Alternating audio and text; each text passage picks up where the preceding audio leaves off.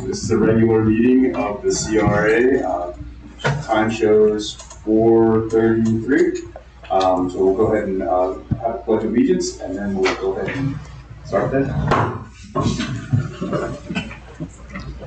I pledge allegiance to the flag of the United States of America and to the republic for which it stands, one nation, under God, indivisible, with liberty and justice for all.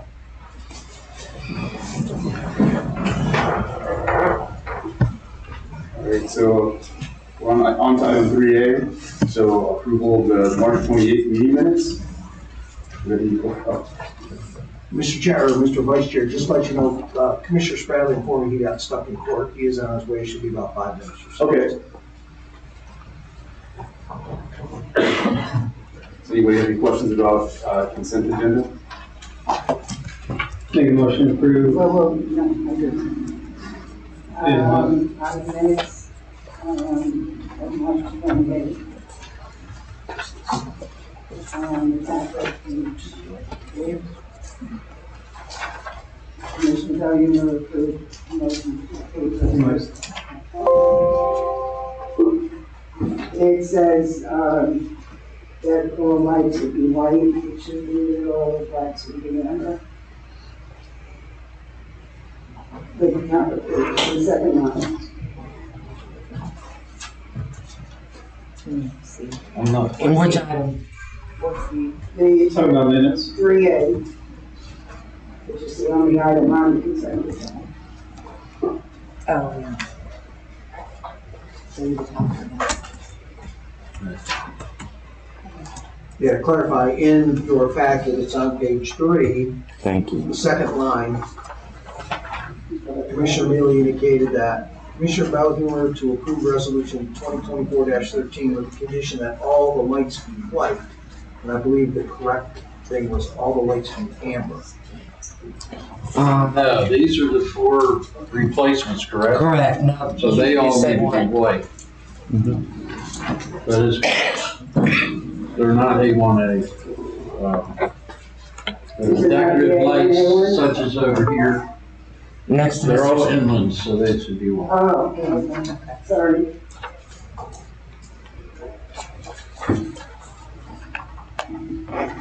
So are we good with that? Yeah. All right, so I'll look for a motion. Already made one. I'll second the motion. All those in favor? Um, Aye. All right, the motion passes unanimously. All right, we'll move on to item 4A, the downtown playbook. Thank you, Mr. Chairman. We welcome today the consultants leading the effort for the downtown playbook, Mr. Jeffrey Siegler and Mr. Copenhaver. I think they did show. I thought we kept them too late. So this is Mr. Siegler, and I'll let him go ahead and introduce or offer some comments, and I'll go ahead and when you're done, I'll introduce the members of the leadership team. Great. Thank you very much for having me. My name is Jeff Sigler. With my colleague Justin back here. And so my background is community revitalization. I have an urban planning degree. Was a Main Street manager for 2 years, ran the Ohio Main Street program for about 10 years before moving to Pittsburgh and working primarily as a community revitalization consultant. And for the past 2 years, Justin and I have been really trying to figure out a problem. We see elected officials and passionate people all over the country that get involved and make a difference and don't really seem to have any good answers. And they give a lot of bad advice, and most of the advice is, well, you need to do a plan, or you need to foster more investment, economic development, get jobs, tourism, and it's this sort of litany of the same responses, and we don't see that making much of a difference. And we've seen where that never really improves people's quality of life. And the secret to having a great community is, well, people love it. When residents love it, when residents feel proud of it, when they feel engaged, when they feel a sense of attachment, and those other things follow. So we worked really hard to come up with this tool to help make it easier for residents to be attached, to make it easier for people to get engaged. I find this frustration myself, and if you want to get involved in your community, it's typically great. Here's a committee that you can sit on, and you're going to listen to really boring reports all the time, and eventually they'll never do anything, and that's not good enough. And I think that's really been a hindrance. So Justin and I have been taking around with this idea for quite a while, and we finally settled on. He's a software guy and a tech guy, more of the revitalization project and advocacy side of things, and we figured out how to put those two things together into what we call the downtown playbook, which in essence, the way I think about it is like a civic health app. We know how certain apps help us in our daily lives, and it might be an app to get you to practice your Spanish more, or get you to learn guitar, or to go to the gym more. This is really kind of like that. It's not an app yet, it's web-based, but in essence, it's going to be a really easy way to nudge people towards getting involved more quickly.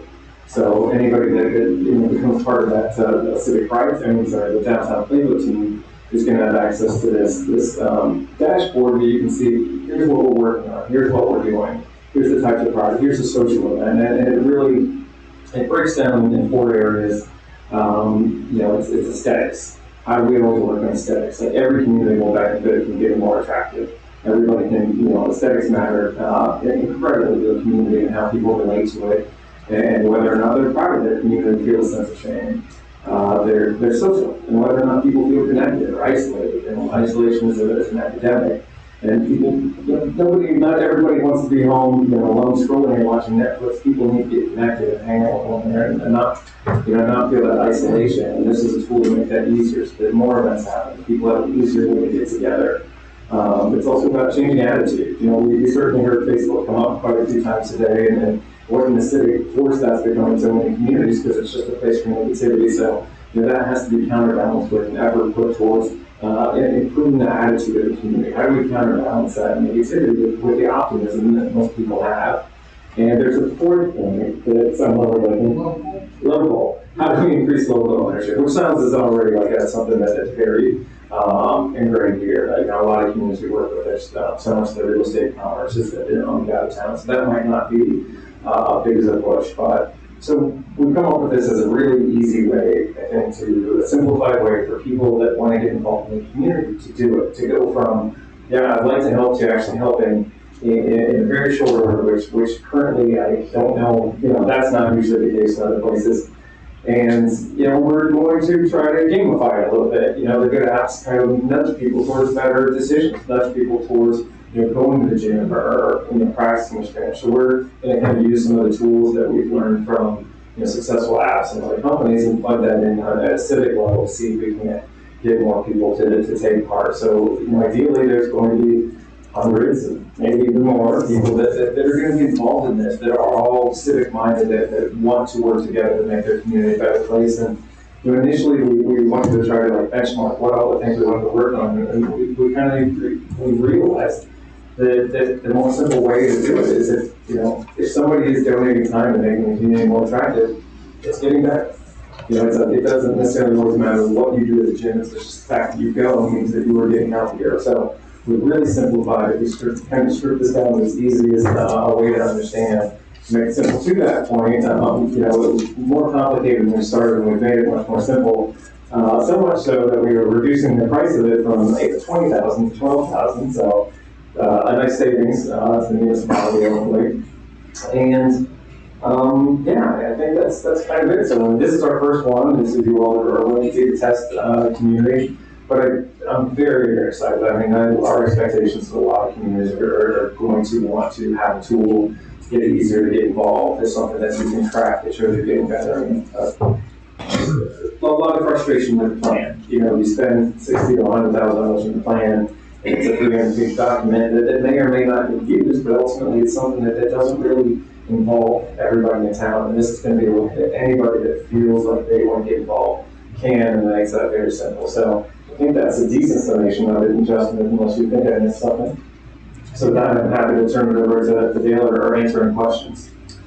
Dale, do you have any questions to add? No, I think we peppered them pretty well at lunchtime, but again, just quickly, if I could, I know many members of the downtown leadership team are here, so I'll introduce them. Mr. Minaj Bula is here, Ms. Carla Klein, Mr. Sil Gregorio, Mr. Scott Fox, Mr. Edward Lansdowne, Mr. Charles Morrow, Mr. Paul McKitka, Ms. Heather Lafort, And then we actually have some backup team, people that have asked to be interested, and in our conversation today, we'll get them interested as quickly as possible. Miss Jessica Marson, Miss Cheryl Kinjemi, and then staff support with Ms. Karen Miller and myself. So thank you all to those people for being the initial leadership team, but I'm looking forward to expanding it with the help of Mr. Siegler. Thank you for the introductions. Does anybody have any questions? Yes, all my questions are lunchtime. Nobody else? All right, well, thank you. All right, yeah, absolutely. Great to be here. And I hope that you all end up being involved in the team. Great, thank you. All right, we'll move on to item 4B, approval resolution 2024-35, awarding the bid for the downtown decorative crosswalks restriping project. Resolution 2024-35, a resolution of the City of Flagler Beach, Florida, sitting as the Community Redevelopment Agency of the City of Flagler Beach, Florida, awarding the bid for the downtown decorative crosswalk restriping project, providing for conflict, providing an effective date hereof. Does anybody got any questions on this one? Thank you, Mr. Vice Chair. I just wanted to go over this very briefly with you. We did a request for bids. It was sent out to, I believe it was 11 companies altogether. We only received one bid. And this is part of the bid. You're going to see this again at the commission meeting because the bid went out in two parts. One part was for the CRA for the crosswalks, and the other part of it was for the actual stop bars throughout the city, which comes out of the general fund. But this is just for the CRA. I'm pleased to say that the bid came in at $27,000, $27,480. We budgeted $100,000. That leaves us $72,620. First thing I'd like to do is at least approve the resolution first, but I'd like to have some discussion with you afterwards related to what you want me to do with this money. I have my suggestions, but at this point I would like to hear from you. It's question. Does anybody have any questions? I'll look for a motion. I'll make a motion that we approve resolution 2024-35. A second. All right, before we motion, public comment on this thing?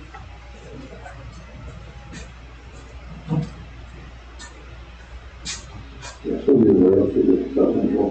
When is this actually be done? It's really because of all the construction work, all it's going to be on the streets with construction trucks and contract whatever. Is this going to destroy anything we do, or is it yeah, I don't know the timing of this at all. As soon as we award the contract, they can start in 2 weeks, and they are going to probably take about 4 weeks to get it done. But it does not affect anything else. It's our crosswalks, and we don't have any on A1A. The crosswalks on, I'm sorry, not A1A, the crosswalks on A1A are actually going to be restriped when FDOT comes through. So it's not going to affect anything really. Okay, so we have a motion and a second. And do we have roll call? Sure. Commissioner Bellhumor? Yes. Commissioner Sherman? Yes. Commissioner Mealy? Yes. Commissioner Cooley? Yes, motion. Chair Spradley? Yes.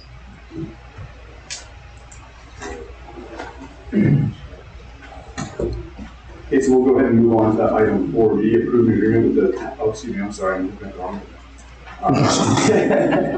We'll go ahead and move on to item 4C, approval of a small redevelopment grant for 111 South 5th Street.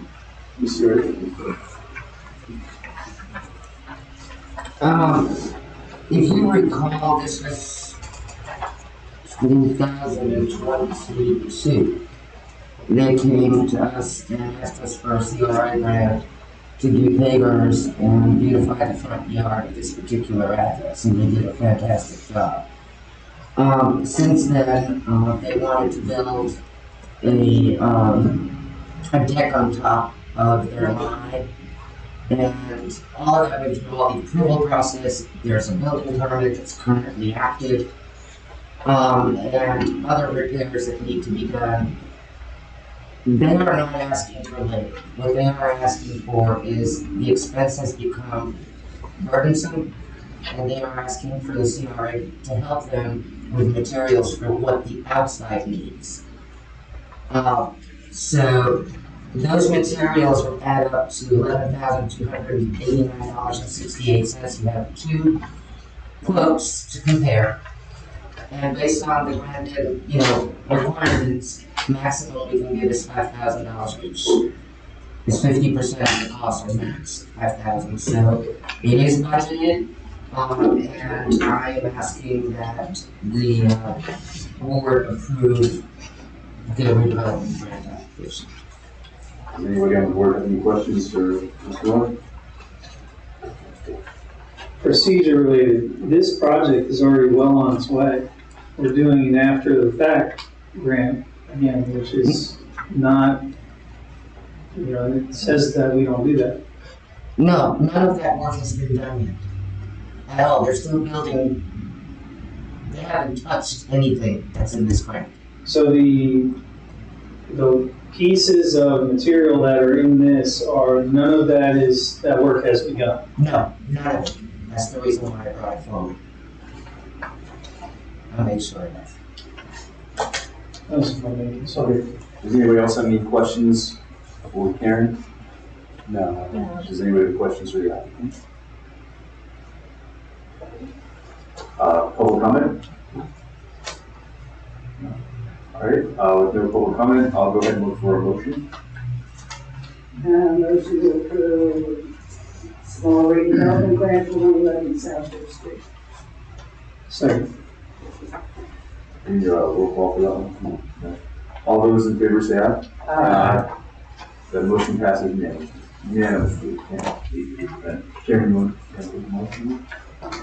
Sure. Okay, we're on item 4D. Good afternoon, everyone. Delay in court, sorry about that. Item 4D, approval of small redevelopment grant for 323 Moody Boulevard. Questions, comments, discussion? Mr. Chairman, I I put on the guys, and I don't know if you guys have a chance to look at it, a revised application. I will admit that I don't know what I was thinking when I was thinking mural. To me, it just hit me as a sign that a mural is not a sign. So we had to rechange it. I asked the applicant to get me a second quote because the first quote he got had materials separated from labor. So I asked him to go ahead and give me another quote for the one that he chose, which was the lowest quote. For the materials, we do pay for painting materials, we don't pay for the labor. So I've readjusted it. The cost is, the estimate was $2,734. According to the grant guidelines, you can receive 60% of that. So the total of the grant amount would be $1,640.40. And I have attached a revised application, which I revised to show the difference in amounts, plus the estimate that he gave me for the $2,734. I recommend you approve. So this is one of those rare grants where the revised amount went down. So Well, yeah, because we only pay for paint. So I was thinking sign. Sure. So I apologize for that, but yeah, it's gone down. that's good. Now, questions, comments, discussion? I have procedural comments. Well, CRA director, where are the two estimates? I mean, I see an estimate from dated 6/4/24 and then another one of 5/14/24. Are those the two different estimates? That is correct. The first estimate was $514 initially, and that was for $10,500. He decided to go and get another quote, but he was not happy with what he received. got another quote on 6/4, which is $9,600, but they did not put materials and labor on that particular one, and that's the one he chose. Not only because it's the lowest bid, but it's also the better company. And because I had to change everything, at the last minute, he came, the actual artist came to the owner and gave him this quote for the materials today. So I've redid everything today. So that's what you have in front of you in the revised item. And the owner of the property loves it and approves it, and that's attached to it too. So my concern is, I know the city covers paint when we're doing, repairs and aesthetic upgrades. I worry about paying for paint to do art versus painting and repairing and aesthetic upgrades. So murals are, there's a whole gray area there. I think it's a very slippery slope for CRA to be funding art, subjective art.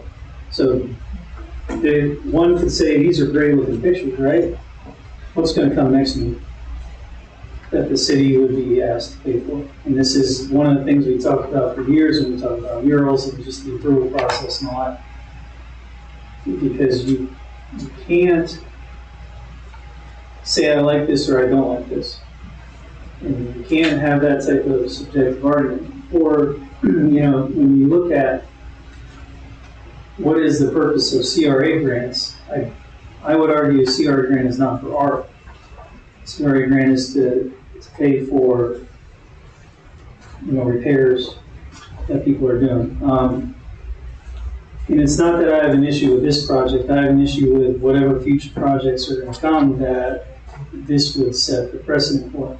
The other thing is, so we don't have pictures, which is a requirement in the application, but if there was pictures, this is not a very big wall, right? Your pictures are attached. Where are they? The last page. No, that's pictures of the art, proposed art. That's not pictures of what is getting done, which is the wall. And so the other concern I had is the cost of paint on this one wall is $2,700. And that one wall is actually a pretty small wall. And if this was painting of a wall, which the CRA grant would cover, the material cost would be significantly less.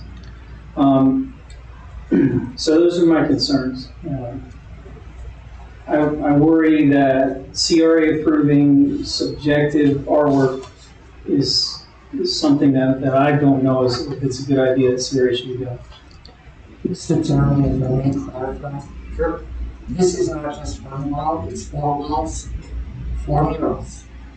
And paint for the murals costs a lot of money. So it's 4 walls that are being painted, not just 1. That's why you have 4 pictures. You're splitting a wall into 4 sections, is what you're saying. Okay, so it's 1 wall, 4 sections. And that wall is not very big. If we had pictures of it, which are required in the application, we could actually see what we're approving. We don't. Any other questions, comments, discussion?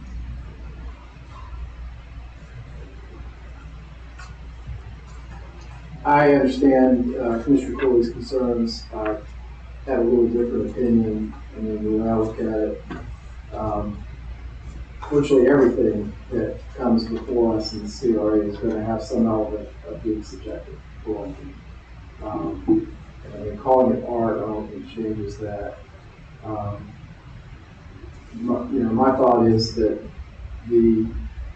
if we were to approve something like this, I'm not sure that would open any floodgates because everyone is still subject to any ordinances that we have now. So I hear what Mr. Cooley has to say. I'm just not sure that I have my concern lies with that.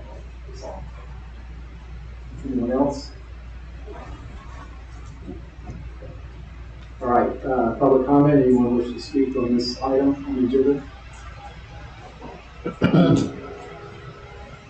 There's more comments that I'm moving forward.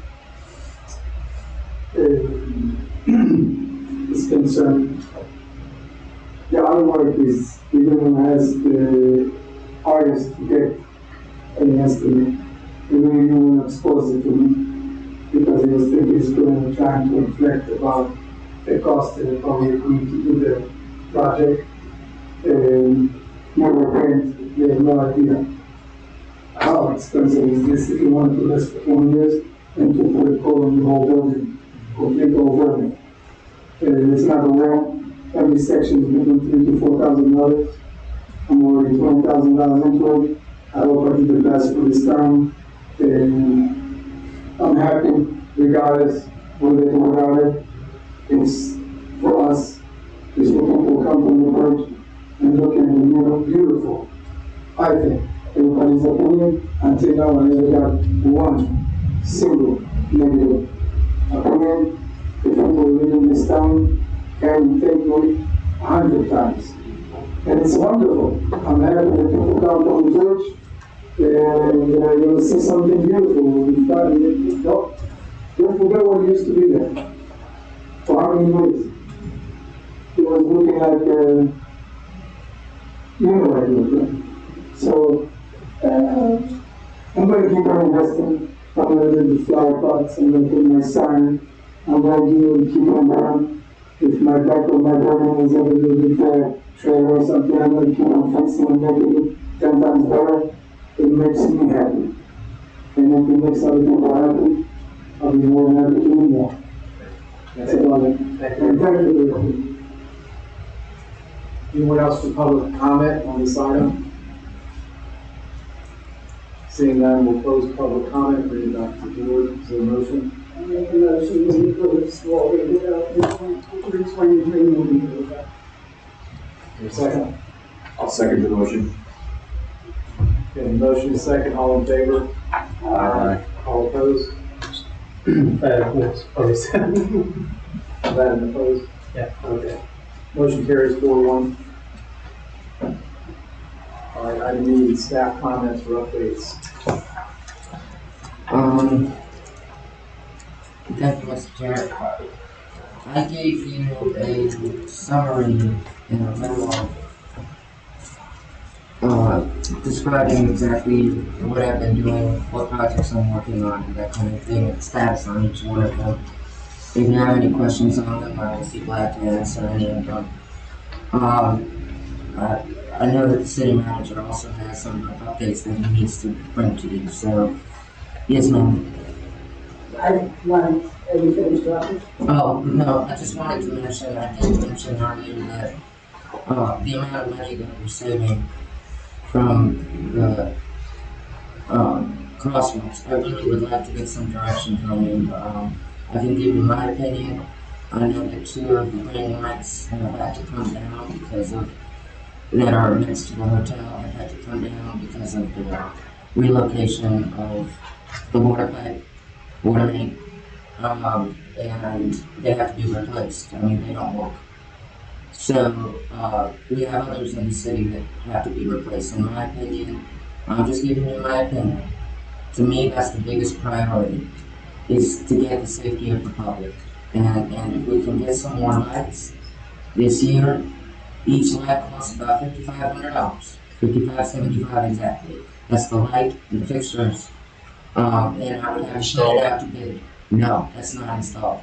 I would have to put it out to bid, and we had nowhere to store them anyway. So I would do an RFP like I did the last time for the ones that we did replace. This is a nice chunk of money, and I believe that by going through the budget, I may be able to come up with an extra $30,000 that we're not going to use this year. So I'm suggesting that's what we should do, is concentrate on the lights. But you guys are the bosses, so I'm just putting it out. Okay, as far as what you just said, I don't disagree with you. But I know at lunchtime came up with, from people that are volunteering for the downtown playbook, that there may be certain things that will cost the CRA money to fix or make better, or whatever they come up with. And we're going to need money for those things. So I don't know if that's this year's budget or next year's budget. So that's something, just to think about. Mr. Chairman. I'm sorry. I had a question about your. Oh, just that. Yeah. So I guess my question for you is, where you thinking that $80,000 that that surplus we have to give to that group basically to use this year? That's what I was thinking, when Okay. Karen brought up. Okay, gotcha. So, I don't know. No, I thank you. I appreciate Yeah, that is what I was thinking. Okay, on your staff report, Karen, the first one says working with an arborist to get permission to take down dead palms. Are we gonna be replacing that? We can't replace them, there is no irrigation and nothing's gonna live. Can we put something in there that doesn't require, But it will put grass in, I mean, something that, anything we put in there is gonna require irrigation, and all of the irrigation in the downtown has been pulled. So I don't know what the answer is, but because these are dead trees, we're not required to actually replace them. That's why the arborist is cutting it.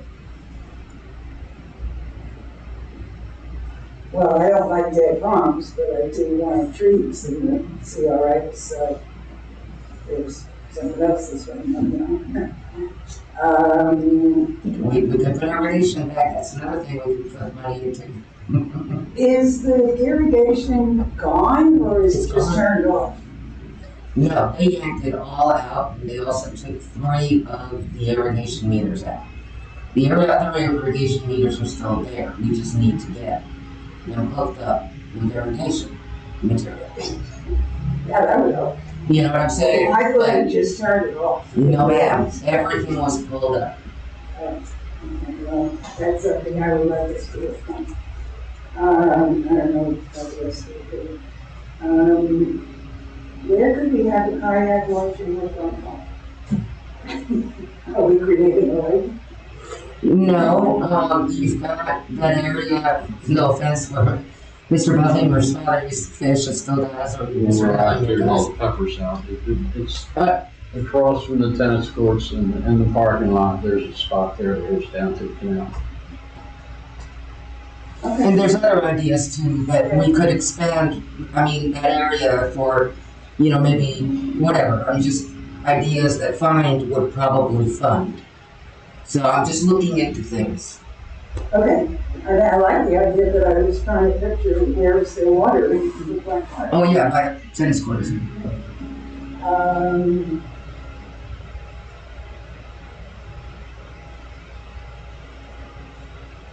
And then you had another 13 grant funding to restamp the decorative prospects, isn't that what you just said? Mm-hmm. Okay, so. I put that together before we got this. We voted on painted stop bars. No, that's the stop bars is in the building. So this was to restamp. The crosswalks that are stamped concrete, the white lines on either side, those are the ones that we are repainting. That was what we just approved. Yes. Okay. Yeah, they're not I heard gonna something stand. different. It's gonna be a white line on each side of the The stand. That's thermoplastic, what I thought. Yeah. Then we started talking about stamped concrete, I No. didn't see that as part of what we just approved. no, All right, I'm done. Any other comment? Mr. Duffy? Just a couple thoughts. I like the lights idea, but we've got parking lots that are dark because there are no lights. And I know we're gonna be doing some renovations on some of these lots, but we ought to get a couple of lights working in parking lots. That's my thought on that.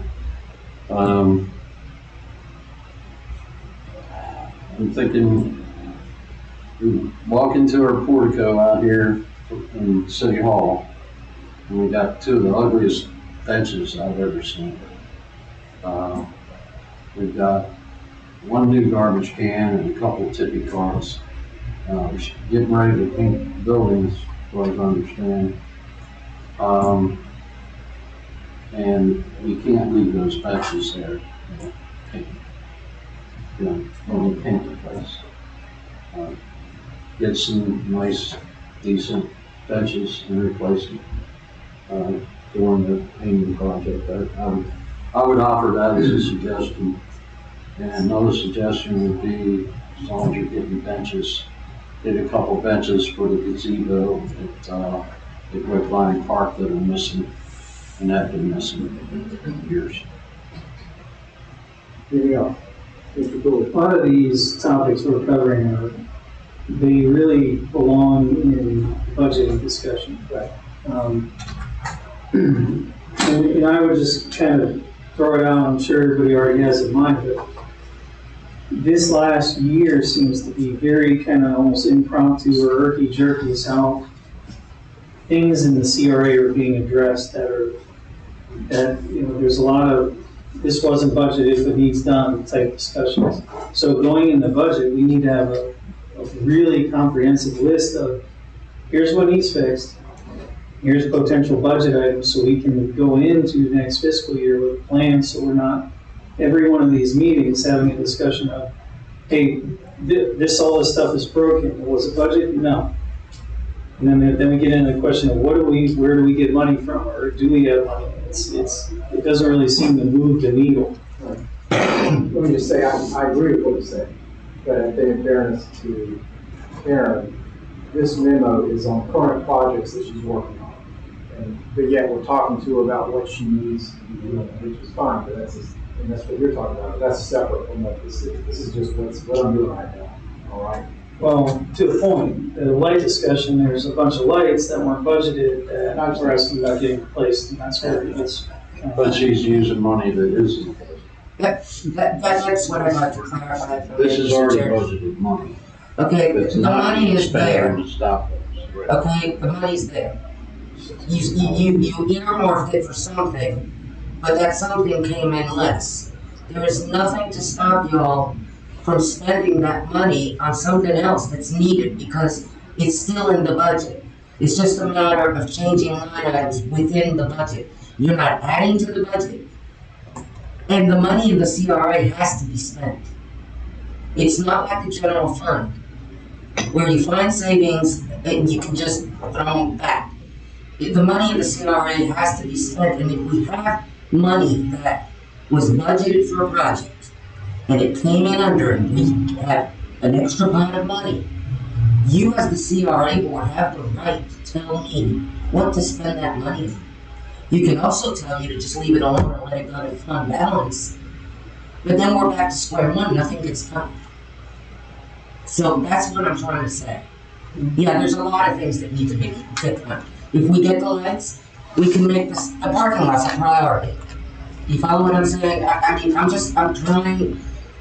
trying to solve the problems with what we have. And if it's budgeted and we don't spend it in a particular line item, that money's still available in the budget to be spent on something else. Correct.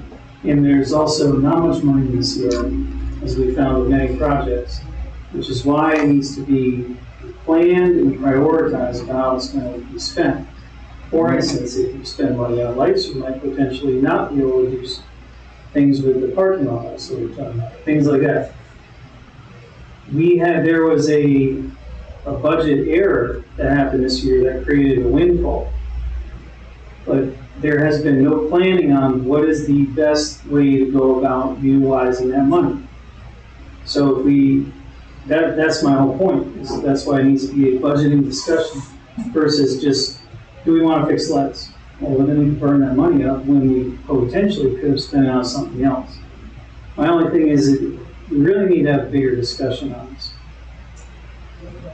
And that needs to be during budgeting, when you're looking at the whole thing. Any other comment? I can't disagree in theory, but things come up during the year. We did budget a certain amount of money for a project, and as Aaron has said now 2 or 3 times, that project didn't cost what it was going to cost. So we've got money left over, which is a wonderful thing. What are we going to do with that money? We can't leave it for next year's budget. We have to spend it this year. So Karen, You can leave it for next year's budget. There's no requirement to spend it this year. We can put it back to to fund balance, and then it'll go into next year's budget for capital improvements. We can do that. But to me, that's contradictory. Why not spend it? That's my Why not thought. spend it this year if we have? And then use next year's money for other projects.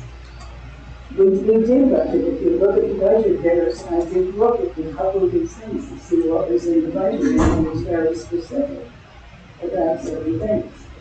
And that, this one was one of the questions I had, that we budgeted this amount of money, but we're not spending it all.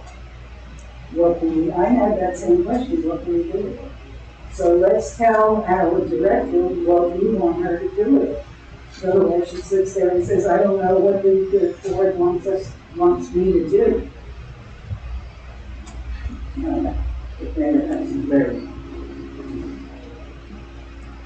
Do we have a list of current wishes, such as the light fixture, such as, do we have a master list of things that could be prioritized, that money could be spent on?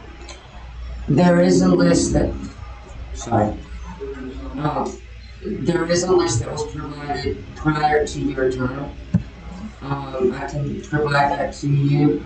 I asked the board to prioritize certain things during the 22-year budget because we had some fluctuations in the same issue that we're having right now, so that I could get direction. And then I gave them a 5-year projected, and I wanted them to prioritize what it was that they wanted done. So that list exists, and the lights were one of the highest priorities that the board had. So that's why I keep going back to that, because it's safety. Well, if we have a list, can we not reactivate that list, reprioritize it, and we have 60,000 this year that needs to be spent? That has to be spent this year, which now we're finding out it doesn't have to be spent this year. So, 2 options. We either prioritize what's currently needed, or we're getting ready to go in the budget, we hold up on anything and take it to budget. Karen, go through how long those lights take to get. The polls are 24 weeks ahead to get, and the last fixtures is 16 weeks. So by the time we made a decision, if I order them now, they're not going to be installed till next year either.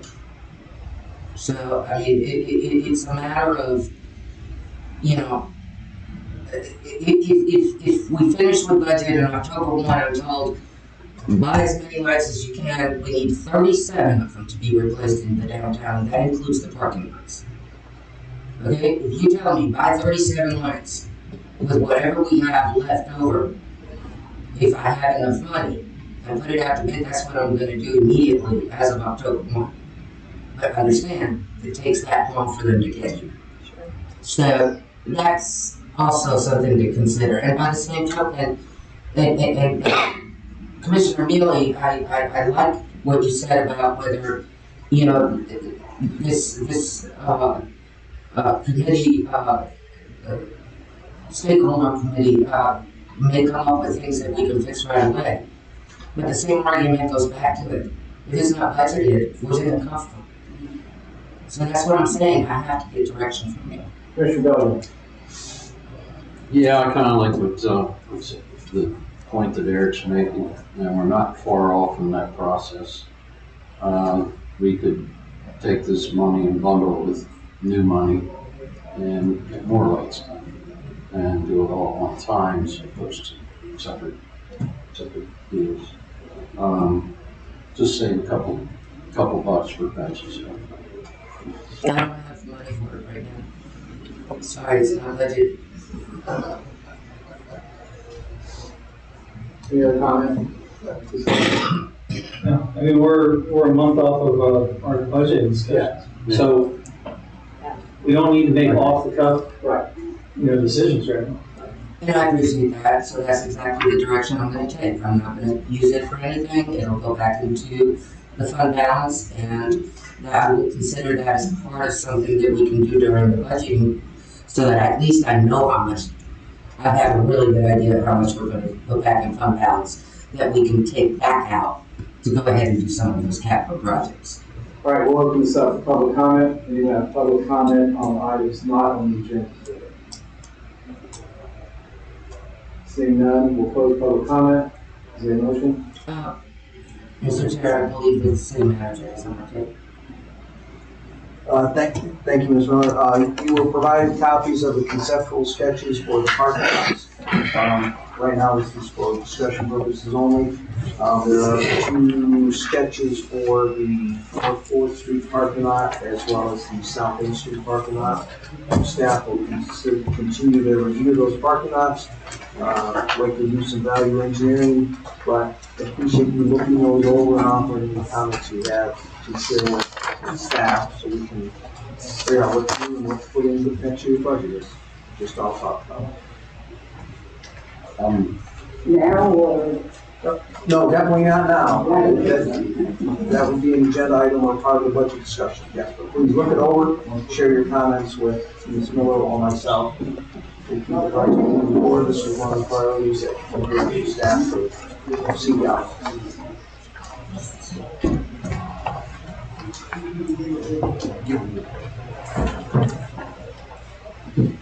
All right, is there a motion? Motion to adjourn.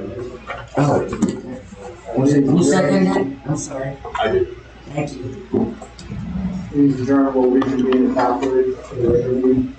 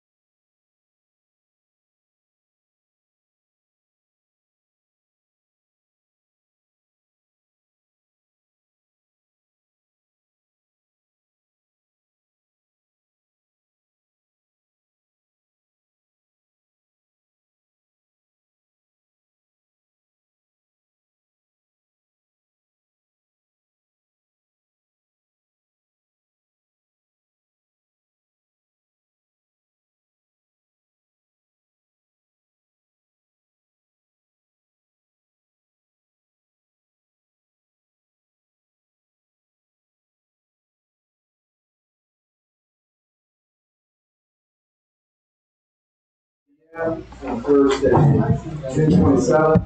This is a regular meeting of the Flagler Beach City Commission, and I call this meeting to order.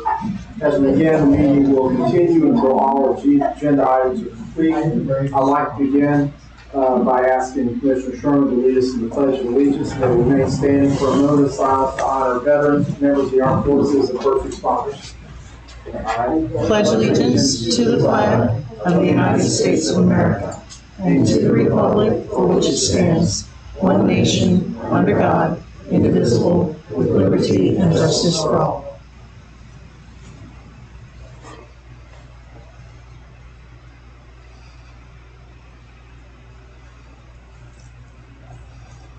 Thank you. When you're getting seated, please silence your cell phones by turning them off or by putting them on silent or vibrate. We have proclamations and awards. Mayor? Yes, we do.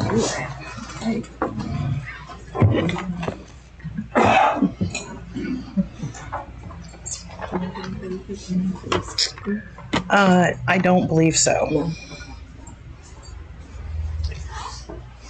Anybody for the neurodiversity project? Wonderful.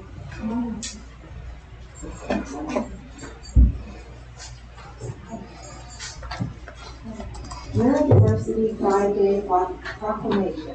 Whereas neurodiversity recognizes the diversity of human brains and minds. It is, these speakers are done. Neurological differences as natural variations of the human experience. Whereas neurodiversity includes conditions such as autism spectrum disorder, attention deficit hyperactivity disorder, dyslexia, and other neurological variations that are a natural part of human diversity. And whereas it is estimated that approximately 15 to 20% of the population in the United States is neurodiverse, including over 5 million individuals with autism spectrum disorder, over 6 million with attention deficit hyperactivity disorder, and countless others with developmental disabilities, dyslexia, and other conditions. And whereas individuals with neurodiverse conditions contribute significantly to our community through their unique perspectives, talents, and abilities, enriching our collective experience in fostering innovation and creativity. And whereas the Cedar Bridge Foundation is dedicated to advocating for and supporting individuals with special needs, promoting understanding, independence, and respect, and ensuring that neurodiverse individuals are provided with the resources and opportunities they need to thrive. And whereas Neurodiversity Pride Day serves as a celebration of the strengths and the contributions of neurodiverse individuals.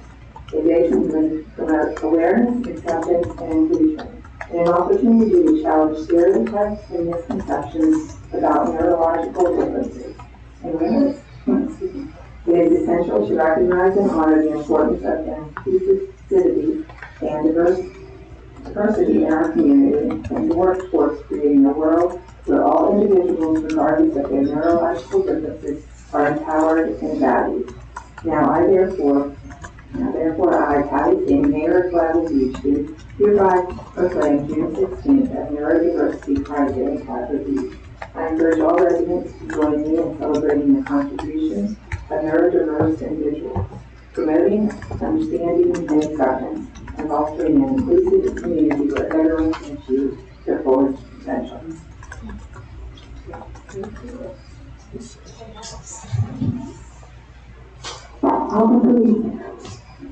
Good evening, everyone. Thank you, Mayor. Thank you, Commissioners. My name is Dr. Maria Dowling, and this is Terry Baker. As parents of adults with special needs and co-founders of Cedar Bridge Foundation, today holds a deep personal significance for me and for Terry and for many other parents. Neurodiversity Pride Day officially recognized today's proclamation. It's not just a day on a calendar for us. It is a celebration of the unique minds and talents of our community. At Cedar Bridge, we are dedicated to empowering abilities and expanding possibilities. Every day we work tirelessly to ensure that individuals like my child and many others in our community have opportunity to thrive. And initiatives like our Beautiful Ladies Club and enhance social good, as well as other activities. We are committed to building connections and advocating for every individual with its exceptional needs. As we reflect on the importance of this proclamation, let's renew our dedication to celebrating and uplifting our abilities, making strides towards a more inclusive and understanding world. Thank you. I just wanted to thank Blackwell Beach. I noticed the wheelchair ramp over the beach recently. That's a wonderful thing because we do have children or adults with cerebral palsy that can't have access to the beach. And to see that where it was put on the, I think the left side of the pier for the wheelchairs to go down is a real blessing. I just want to thank Blackwell Beach for their contribution to the people with special needs. Regarding, it's not just, there's so many of the population that are in wheelchairs and or have trouble walking through the sand. So going down that ramp that was put in place is just amazing, and thank you.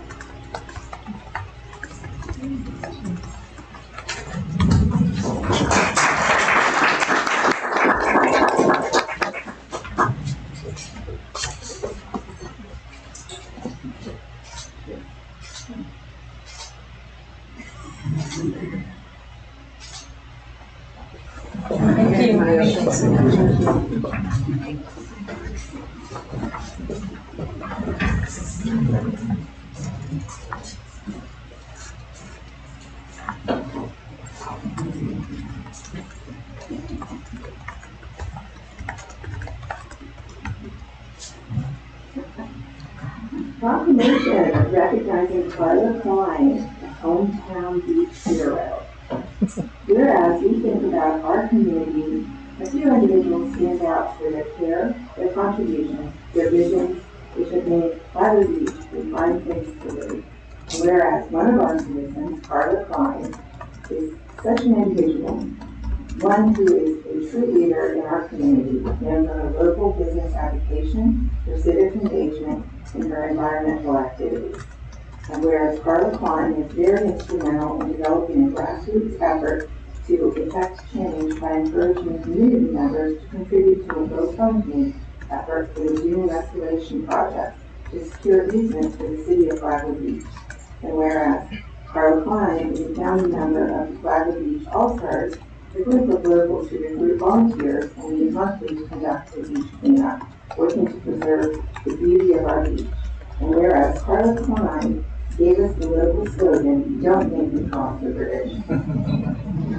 Now therefore, the Flagler Beach City Commission hereby publicly recognizes and shows its appreciation to Carla Klein to the positive impacts she has made in our community and for many years to come. In witness whereof, I have hereunto set my hand and caused the official seal of the city of Flagler Beach to be affixed.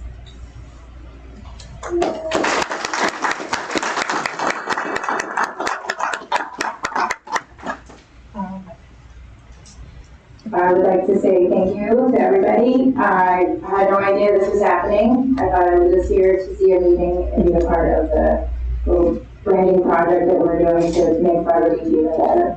Of course, I couldn't have done any of this without everybody that loves Flagler Beach as well. This was a giant group community.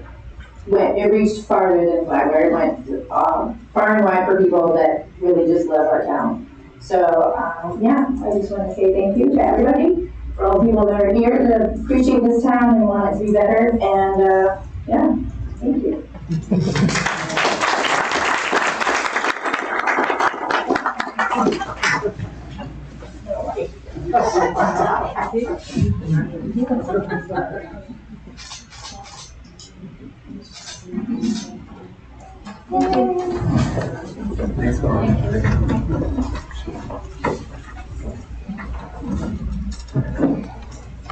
Thank you, Mayor.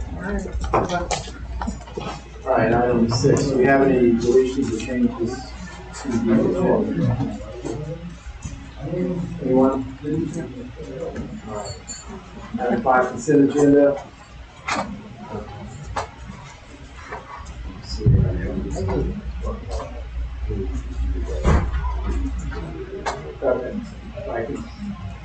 our consent agenda. Any suggested changes to the consent agenda? Mr. Bellingham? Yeah, I'd like to pull the minutes of the regular meeting of 6/13 and the workshop meetings of June 13th. I'll put this on there. Anybody else? Oh, 5B. 5B. Anything else?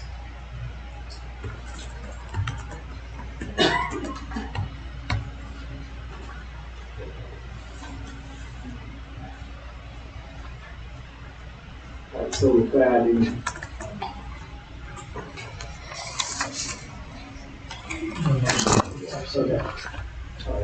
for 5C, we have a motion.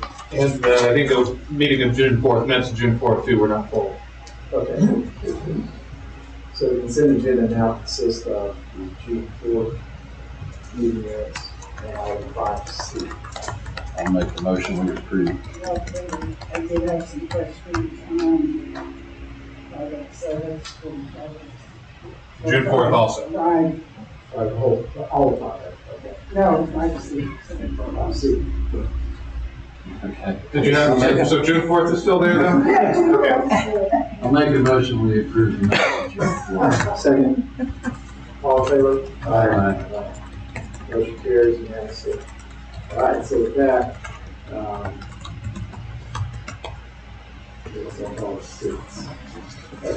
We'll say 5A. Any questions, comments? Yeah. On page 5, near the top of the C, there's award bids for potable water well. But there's no motion by anybody or approval or disapproval. Okay. We can just pull these minutes and I'll complete them and bring them back for the next meeting. So on that one, workshop meeting on page 7. Commissioner Bellinger suggested putting aside $156 a year for the doing walkover repairs. Should that be a little more? Should that say a little bit more that putting aside $156 into an accumulating reserve or something of that sort? Well, this is a workshop and no decisions are made at this. So if it was something you were to make a decision on, it would come back on the regular agenda for you to start putting those in a reserve fund or at your budget. Well, that was my suggestion. I understand that. Specifically for, If you would like me to amend them, make your motion how you would like it to read. That's all. Okay. I'll make a motion that it say, Commissioner Bellinger suggested putting aside $156,000 a year per year into an accumulating reserve for future walkover repairs. So is that a motion to approve the minutes with that change? Yes. I'll second that motion. All in favor? Aye. Aye. All opposed? All right, motion carries 5-0. Commissioner? All right, 5D. Okay, I pulled that one. This was a question about this service. City manager, we were discussing this. The question is this a service a contractual obligation? Number one, and then the other question is, what is the utilization rate of this program? Like in the last couple of years, how many times has it been utilized? This is the city makes use of this for firefighter and police officer hires. With regard to general staff or employee assistance program, EAP, it is utilized according to Ms. Mathis approximately once or twice per month on a regular basis for employees. Per month? Per month, correct. And is this contractually obligated with the union? I don't know if this. I don't think the union contract touches on the EAP. But I will tell you, pretty much every jurisdiction of the state has an EAP, and especially with the first responders, it's important to have an EAP for them to be able to be referred to. Yeah, there's something, you have just somebody deals with traumatic event, their first order when they come in the next morning is you're going to EAP. Because it's taking care of the mental wellness of people that are dealing with sometimes traumatic events. Okay, that's good info. That's kind of like what I was looking for. All right, that was the only question I had.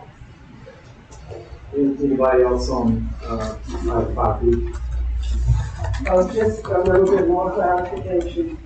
The fire and police background checks are partially done, parts of the background checks are done by our PAP, Dr. Townsend. So that's a kind of connection to the police and fire. That's good info. I'll make a motion, we approve, consent agenda item 5B. Second the motion. So we have a motion and a second. All in favor? Do we have any public comment for on item 5B? Any public comment? No public comment, public comments closed. We already have a motion and a second. All in favor? Aye. Opposed? Motion carries. Item 5C, collaboration professional firefighters. My first question was how many people are doing representation? One person said 6, another person said 9, and then it says 5 people voted. So it should be 9, I would think. There's kind of the firefighter. It's 7. Sorry? There's a new one, it's 7. So 2 are not doing, 2 can't right now. so it's 7? 7 right now.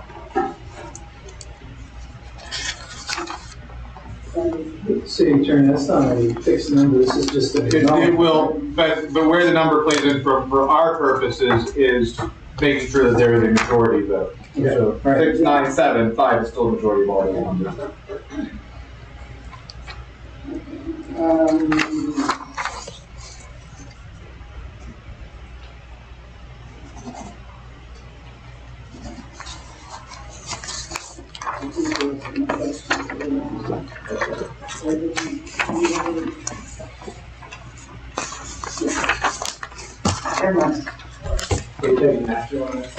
You are approving the recognition of the bargaining unit method, which is, it's really a ministerial act, it's not a discretionary act. If they check the boxes, we recognize. So we don't have to. It's not a contract. Correct. It is not a bargaining agreement, it is acknowledgement of the bargaining unit. Correct. So that is the motion that would need to be a motion to approve the. So I'll make a note, so we didn't have to. All right, we'll consent agenda, you don't have to. 5C, we have public comment on this agenda. Seeing none, we'll close public comment. Your motion. I'll make a motion that we recognize Fire Beach professional firefighters, at local 52 cents. Second. All right, we have a motion and a second. All in favor? Aye. All opposed? Motion carries unanimously. Next. Who was the second on that? I'm sorry. Thank you. General business, 7A. Yeah, I don't know what happened with the agenda there. That should have been 5. Somehow I got mixed up. Oh, I see, okay. All right, yeah, public comment for items not on the agenda for the city commission meeting. Steve Dowd, 1764 College Circle. Real quick, I just attended county meeting having to do with the beach renourishment fee. How it went downhill that we would pay, they don't pay for the county and Palm Coast. So a couple things I brought up is you all have apparently a lot of information on who uses the beach. But I did mention that there's 120,000 potential foot traffic people in the whole county. So if we break that into the 7 million or 3.5 million, everybody wouldn't have to pay much. So they need to come up with more creative ways than just hammering somebody over here for $800 that lives in a house that happens to be on this side that doesn't need to go to the beach. are incapable. So they really need to do a better job spreading it out. And I got the comment, well, we're going to use some general funds. Well, I pay general funds in the county too, so that doesn't really spread it out. I think they should find ways to have more outside people pay, because it is supposedly the use of the beach by tourists. So I don't understand why we don't have a fee at the restaurants in the county for people to eat here. I mean, it's a luxury item, whether it's tourists, business people, or just people who live here. That's more of a luxury dollar fee you pay per meal than it would be paying for someone paying a tax, property tax. And that's a requirement, and that's like a necessity being taken away. So I just think they need to be more creative, and I asked them to do so. So I know they're using tourism dollars this time in the general fund, but the amount is not big enough if you spread it wide. And I never heard how the people who rent pay. If you rent an apartment, are you actually paying like a taxpayer who owns property? So I don't understand how it was spread. They never give you enough information. They just go and they were thinking, well, we're just going to do this because someone recommended that we pay $200,000. There's got to be better ideas than just listen to one person that they hire for a few $100,000 saying, here's the best thing you need to do, charge this. I mean, there's a lot of smart people in the county. I'm sure they've come up with ways to come up with $7 million, $3.5 million, or whatever after the state pay kicks in and the tourism dollars kick in. All of us shouldn't have to pay more or less because we live near the beach or away from the beach. If that were the case, I wouldn't pay any fees for schools. I don't have a kid to school. Somehow we all pay that one because it's the benefit of the whole county. So you've got to find a way, as you're talking to them, because I know they're going to come back to you, and they talk to you, that you all need to help get a bigger pool of who pays, how to pay. So it makes it everybody doesn't mind to give some to the beach.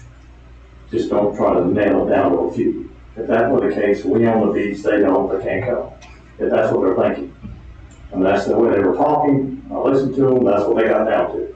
The last objective was, you just paid to live over on the island. We don't. So, it's the whole county benefits, just like anything else. Thank you, Steve. Anyone else in public comment? Ted Bourne-Hill, 1350 at Lambert Avenue. I wanted to make a few comments on what's happening in terms of development in the immediate downtown area and related to parking. I'm 77, I have a family living in Florida Beach. I've been coming here my entire life. But most of the time, there wasn't that many people. There wasn't really an issue with parking. Sometime around 2000, my wife Martha and I began to acquire property between 2nd and 3rd Street South and between Central Avenue and Flagler Avenue. At this point, we own about a city block in that area. Sometime around 2007, we acquired the property immediately across the street, and my wife opened the gallery look-alike. We began to notice that there was parking issues. We got people coming from everywhere to enjoy the beach, and it's free parking. And they come from Gainesville, Orlando, or Canal, or wherever, they park for free, and they go to the beach, and it gets to be very difficult for people to come, particularly older people. And there are a lot of older people, including myself, that live in Flagler Beach and wish to be able to come and shop and walk around and enjoy things. And after we opened the restaurant, I have more and more people that tell me, look, I'm 85. I can't walk 5 blocks. Just can't do it. So we got the hotel. Now, part of the issue, I've always supported the hotel. I still support the hotel. I believe the hotel is going to bring people, and it's going to bring business, customers for businesses. It's going to encourage development of the whole downtown area. Without a doubt, it's going to encourage more development. Development we haven't even begun to see. And all of that's going to impact on the parking issue. My belief is that in the downtown area, we need metered parking at this point. We can't have all the people that work in the businesses, all the people that want to come from Orlando, Gainesville, Palm Coast, come and park for free all day and enjoy the beach and still have the availability of being able to come and go to a shop or even go to the hotel. Once the hotel opens, there's going to be all the people that work at the hotel, all the people that are visiting the people in the hotel, all the people that are coming to the restaurant and bar in the hotel. This is going to be a complete gridlock. There's not going to be a capacity for anybody to come and park because it's always going to be parked solid unless we create a time limit on how long people can park in a certain spot. And speaking of time limits, Mr. Barnhill, if you could round it up, please. My proposal very simply is that, among other things, we need to have metered parking. It's going to allow the city to earn a revenue stream that can be used to assist in development. And I think it should go from Highway 100 to 5th Street, probably from North Ocean Shore to Flagler Avenue. Thank you so much. Anyone else for public comment? For items not on the agenda? Seeing none, we'll close public comment.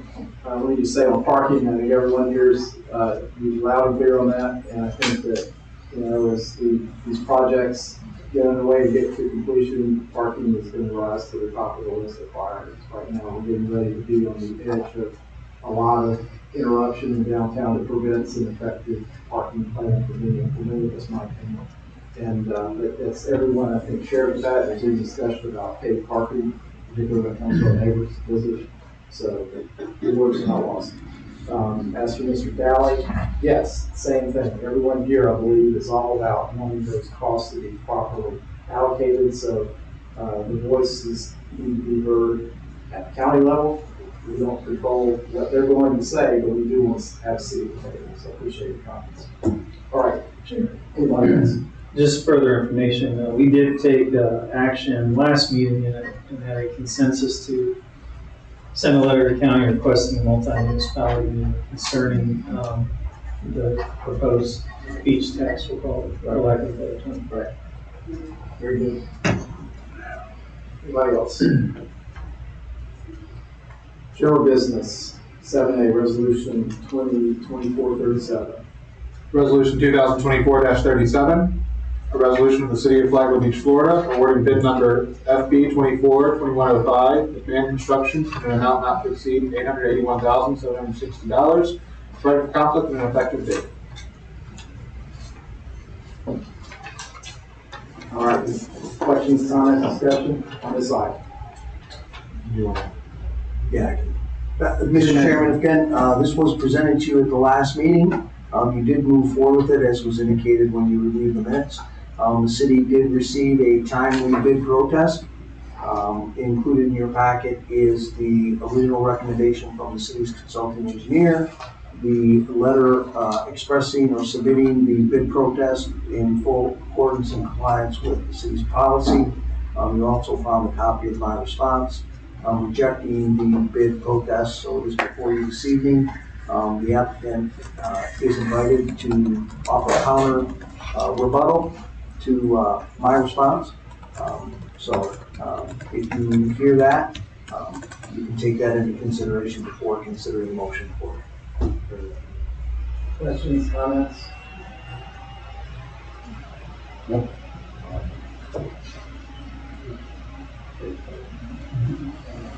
Any public comment on item 7A, resolution 2024-37? Any public comment? Seeing none, we'll close public comment. Is there a motion? Yeah, I'd just like to say that the protester is here, we did concede the written protest, and so we have considered that it's not like they just flooding along. Having said that, I'll make a motion to approve resolution 2024-37. Second. There a motion and a second, all in favor? Aye. That's a roll call. Commissioner Sherman? Yes. Commissioner Mealy? Yes. Commissioner Cooley? Yes. Commissioner Bellhumer? Yes. Chair Spradley? Yes. Motion carries 5-0. Next resolution, item 7B, city attorney. Resolution 2024-36, a resolution by the City of Flagler Beach, Florida, awarding the contract to S&G Pavement Marking Inc. for stop bars citywide, providing the conflict and providing an effective date hereafter. City Manager. Mr. Chairman, thank you. This is part, it was referred to by Ms. Miller during the CRA meeting. This was the second part of the bid that was solicited for repainting all the stop bars in the city. It was advertised and there was one bidder, and the bid for the project came in at approximately $64,000 and included in this budget. This item was included in the budget at an appropriation of $69,000. So because of that savings, staff recommends City Commission award the project to S&G Pavement Marking in the amount not to exceed $64,080. Thank you. Questions, comments? Commissioner Lee. Yeah, I'm not opposed to this at all. And I was going to bring this up under the CRA meeting, but Mr. Martin suggested I bring it up here. If we look back at our CRA budget, under the capital plan, we had general vested cost that's very specific, $100,000, which we voted on and approved. So my question basically is to this and for other projects. Why do we have to vote on it again? We voted on it on October 1st or 2nd. You're awarding the contract. Hmm? You're awarding the contract. But this is also a different area as well. It is, but this is what Dale suggested I bring it up here, so that's where I'm doing. And if I may interject, Commissioner Milley, what Commissioner Milley was wondering, and this is, I kind of just get a side comment for Mr. Smith, is if an item is specifically approved in the budget, through the adoption of the budget, is it possible, and this is where I'm not familiar enough with the current city charter, is it possible to, once we get the bids, if it comes in under the budgeted amount that you approved, can the city manager authorize the award of the contract because it's been in already, you've approved it once in the budget? And I know this comes up in several cities because their concern is it doesn't slow down the acquisition process. And Commissioner Reilly's point was, yeah, maybe it's only a month with the city commission meeting, but from a CRA perspective, we only meet quarterly. So is there a way legally, whether it's in conjunction with the charter, that if it is a already line item identified in the budget, when we go out for bids, I just report to you saying, yep, okay, we went out for bids, it's reported, and so on and so forth. So that was Commissioner Mealy's, and I said this is more of a city commission issue instead of a CRA. It's the same bid, but it was more of a general government instead of a CRA issue. So as charter, I don't know. I don't think your charter has anything specific to this. You have a procurement section of your code that I do know absolutely would require it to come here when you're selecting the contractor. I would also say that anything that is governed by state law as far as procurement, and certainly everything that's governed by federal law for procurement, is going to ultimately come here. Are there areas we could carve out in your procurement code? Probably. As long as there's not a charter, as long as there's not a charter provision that requires you to decide above a certain level, and I don't remember there being anything like that. I think all of those specifics are really included in your procurement code, which is ordinance. So yes, you'd have to change ordinances to get there. You could not do it today, but I think there may be a path for some contracts. Where I have concern though is once you start having, and we already do when it comes to federal and state, I mean, there already are multiple sets of rules, but you know, when things aren't coming here, I get more nervous because I may or may not be involved in that procurement process there to wave the red flag and say, hey, wait a second, we've got something else to consider. And I don't worry about that with Dale, but that is a concern that I would have in places is when things aren't coming here, sometimes, I mean, again, not here, but in other places when things don't come to council, sometimes I fall out of the loop because nobody thinks to ask the lawyer, and the lawyer might have something important to say. Okay, so I was thinking, it just seems like everything takes so long. It took forever on garbage cans, it took forever on lights, and just, now this is going to take forever. You know, something we could have done before. Generally, staff obtains quotes before we go out for bid to get a general idea of the price. And if the quotes were coming in under the $20,000, which is the threshold for it to go out to public bid, it wouldn't happen. So I don't know why Ms. Miller, or if she just wanted to combine it with the general fund portion of that project is why, I'm not sure, but. Okay, that wasn't that something, it was just this one item that was brought to my mind, but. It's your chapter 2, your administration code. Okay, all right. Any other questions, comments, discussion? Very cool. Well, as far as procedure and commission, addressing that is not a check and balance that I would be wanting to give up. And you have potentially millions of dollars of approvals in your budget, and to say, okay, budget's done, and then never look at it again, that's not what I was saying. That's what I got. If an item is specific in the budget, which these crosswalks, but it wasn't the CRA improvements or downtown improvements. It was specific one item for crosswalks, which we approved, and we approved $100,000. And so my question was, why does it have to come back to us again? I understand what you're saying, I understand, so I'm withdrawing that, but it wasn't just a visual. All right, let me finish my thought.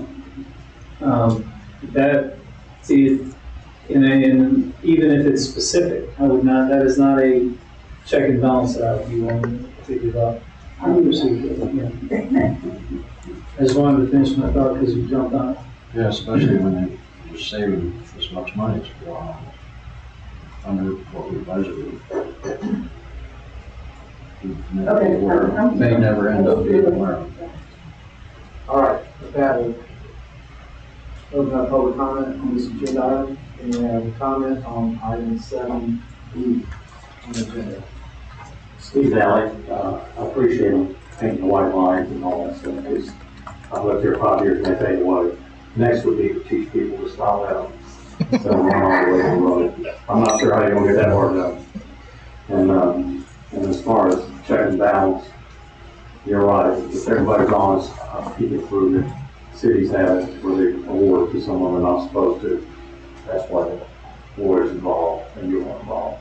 It's not a bad thing, and it seems to slow it down, but it's for that bad people who are doing the wrong thing. That's why I think it's written in. Thanks, Steve. Anyone else in public comment on this agenda item? Seeing none, we'll close public comment and get back to the board. Is there a motion? I'll make a motion, we approve resolution 2024-36. Second. One of us. Probably have a motion and a second. Commissioner Mealy, Yes. Commissioner Cooley, Yes, the motion. Commissioner Belhumer, Yes. Commissioner Sherman, Yes. Chair Spradley. Yes, the motion carries unanimously. Next, item 7C, resolution, city manager, or sorry, city attorney. Resolution 2024-38, a resolution by the City of Flagler Beach, Florida, approving easement agreements between the City of Flagler Beach and DCD Orchid to construct infrastructure within the City of Flagler Beach and utilize the associated property for the purposes of leasing the infrastructure, dividing the conflict and an effective date. Thank you, city manager. Thank you, Mr. Chairman. Representatives of DC Blocks are here this evening. This is not an unfamiliar project for you. They approached the city beginning approximately about a year ago with interest in easements for undersea cable landings. The original proposal, as discussed, was to have the landings at a North 11th Street site as well as the 6th Street parking lot. Discussions ensued, and council registered their objections with the use of the 6th Street parking lot. There was some consideration about moving into the right-of-way at on 6th Street itself. And then there were some concerns about the immediate impact of businesses in that area. They then examined the area in Veterans Park, and that's what they have before you this evening. They clarified that the financial agreement, there was some question about the fee for the first landings, but questions about what were the subsequent landings. That was clarified in their documents as well, so they are here again for the easements on North 11th Street and Veterans Park. Up now. Commissioner Fairley, if I could make a quick opening remark, I think I wanted to address some of the concerns that were raised in dialogue leading up to this meeting. A couple of them were repeat points that Dale has made. I still think it will be helpful. So first of all, I'm glad to be back in Flagler Beach. I'm going to read this as part of the formality, and then we'll have an open dialogue after that, so it's going to be precise. I'm glad to be back tonight to discuss the proposed project of DC Block to locate a subsea cable landing station in the Flagler and Palm Coast area. I am joined tonight by my colleague Jeff Uphues, who is the CEO of DC Block, also a Florida resident. As a quick reminder, what we hope to accomplish, our goal is to make Flagler Beach and the surrounding area one of the premier locations on the East Coast where internet traffic from the United States could exchange globally. We have already completed a similar project in Myrtle Beach, which has been a tremendous success, earning the termination of the last 3 subsea cables to land on the East Coast. When we are successful, we expect our direct investment in the area will exceed $100 million. Our customers will add another $25 million or more of their own equipment in our facility. And more than $100 million will be invested in terrestrial fiber long haul routes through the area and the state to connect this cable landing station with the facilities and capacity required for its purpose. Cable landing stations are often huge economic development needs for an area, even a state. As foundational digital infrastructure that attracts other technology companies such as data centers, content providers, and more. For example, since DC Block's purchased cable landing station in Myrtle Beach, South Carolina, billions of dollars in incremental data center development have been announced in the state, including a data center development that we ourselves are building not far from our cable landing station. So I want to address how we kind of arrived at this point. Again, go through a couple of things that Dale said. We approached the city over a year ago with our idea of our project. And from our very first meeting with the Flagler Economic Development Office, the city of Flagler Beach was involved, represented by the city manager at the time. We met with city staff, Mayor Johnston, and a council member, and strong support was offered for our project. And on the basis of that support, DC Block moved forward in good faith and purchased land for our CLS site, while we continued to work on easements and permits. And the original locations of our request were 11th Street North and the 6th Street parking lot on 6th South. And those locations were chosen in consultation with the city. That location was well received by city officials at the time, but when we came before the full city council earlier this year, concerns were raised about impairment of future use of the 6th Street parking lot. We then developed 2 additional options to locate the landing site and the utility right of way next to the 6th Street parking lot or Veterans Park. And in discussion with staff and council members at the time, there was a strong preference for Veterans Park. I'll say a majority preference for Veterans Park over the 6th Street right of way. And the reasons for this support included the following benefits. The Veterans Park is already restricted from any above ground development, so there is no concern of impaired value or interference with future use. The DC Blocks can contain its installation operations within the park, minimizing disruption to the public through lane closure and construction activities. In other words, we can contain it in the operating area or granted within the park, which is not even 1/2 of the park installed. Our conduit path out of that location is more direct, requiring less infrastructure to be installed and shortening the duration of our construction and lessening the impacted areas. And on the other hand, our use of the 6th Street right of way, which was considered, would require us to block at least 1 lane of 6th Street for the 3 to 5 months of our construction period and block off a good portion of the 6th Street parking lot. And concerns were raised about the lack of parking. Came up a minute ago that it was better in Veterans Park to restrict any parking that would come by taking away parts of the 6th Street lot for 3 to 5 months. In the future dialogue about Veterans Park, we were asked if we could shrink our work area, and we did. We came back with a revised plan with a smaller work area. And we were asked if we could install all of our infrastructure up front so we don't have to do construction in the future when each cable lands, and we agreed. And we came back with a plan to only put 2 of our underground grounding arrays in that park and install them at the time of construction so that we won't have to come back and do construction in the park when future cables land. There will be a very small pulling operation. We open the manhole, there's a pulley, sits on like a trailer about the size of a yard trailer, and it pulls the cable ashore. It's something that happens in one day, and that will only happen 4 times in this location over the life of the asset. And then finally, we were even asked if we could improve some of the unattractive utility feeds, the power poles that feed power for events while we did our work in the parks. We were going to be kind of working in that area anyways, and we indicated support and willingness to work on that goal with the city. We can't do it obviously without a plan, without your input, but we're certainly open to making that improvement, since again, we are definitely going to be operating in that area and we're working. So we come before you today with what we believe is a good proposal for a limited easement that will cause very little interference to the public. Once our construction is complete, almost zero interference, everything will below ground, like other utilities.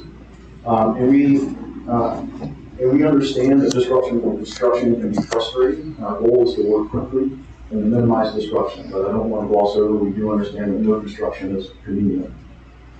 Our goal is to partner with the community and be a good business citizen. And we're willing to be flexible. I just do want to emphasize that timing for us is important. We've been working on this for a very long time with the city. I know not the entire council. We were engaged with staff and a limited set of city representatives. But we have been engaging with the city for a very long time, and we're approaching a point where timing is becoming very important for us. We have prospective customer requirements that we need to be constructing this landfall in the winter of 2025. And that sounds like a long ways away, but we still have to apply for and go through the permitting process of the U.S. Army Corps and for the DEP, all of which oversee this project. So we have a long permitting process that we need to get through, that our time to file those permits are getting short. And I can't file the permits until I have a location. So we do have a sense of urgency. So I appreciate you considering this tonight, and Jeff and I are here to answer your questions as best we can. All right, questions, Mr. Cooley? Well, there's a lot to respond to just in the applicant's opening statement. First of all, the economic benefits of this project are not what's being debated. So the state, there's millions of dollars of, that's not what this conversation is even about. We don't need to muddy the water with that. There was a lot of statements made about what preferences were at the time and what, the elected body and all these people that they were, this didn't come before the body. There was no stated preference. The 1 or 2 people you worked with gave you their opinion, but they cannot speak for others. The only people that can make a statement is in a meeting like this with a consensus. All of those preferences, or there was a whole litany of affirmance that made, and they're not valid. Those were opinions based on representatives giving their thoughts that were not speaking for the body. And I think that needs to be put on the table and cleared up. This location, and the applicant said it themselves, this location is Veterans Park, was picked because this is the most direct and requiring the least amount of construction. If I was the applicant, that's what I would want to do as well. However, there's many other options that are not as direct and require more construction. That would also, that I'll get to, that could be argued, that favor the city.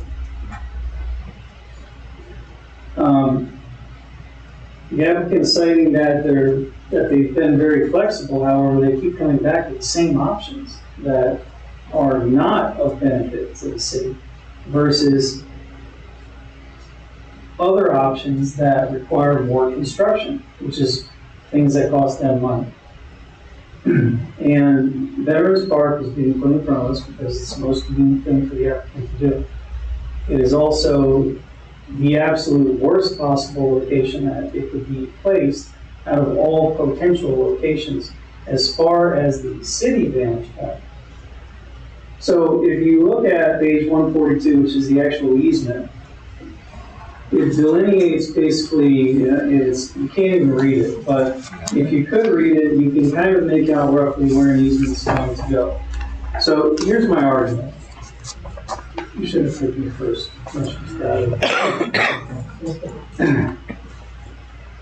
Veterans Park is a memorial park. If you put an easement there, we can say, okay, well, the only thing you're going to see is a manhole cover that's going to be off to the side. But that's not an easement. We need to talk about the easement, not a manhole cover. When you have an easement, and the verbiage in the actual easement is you cannot build anything upon, over, under, within, through, across. The applicant has rights to use those portions at any time. This shall include, you cannot place permanent structures within the easement area or planting of trees and shrubs with extensive root systems.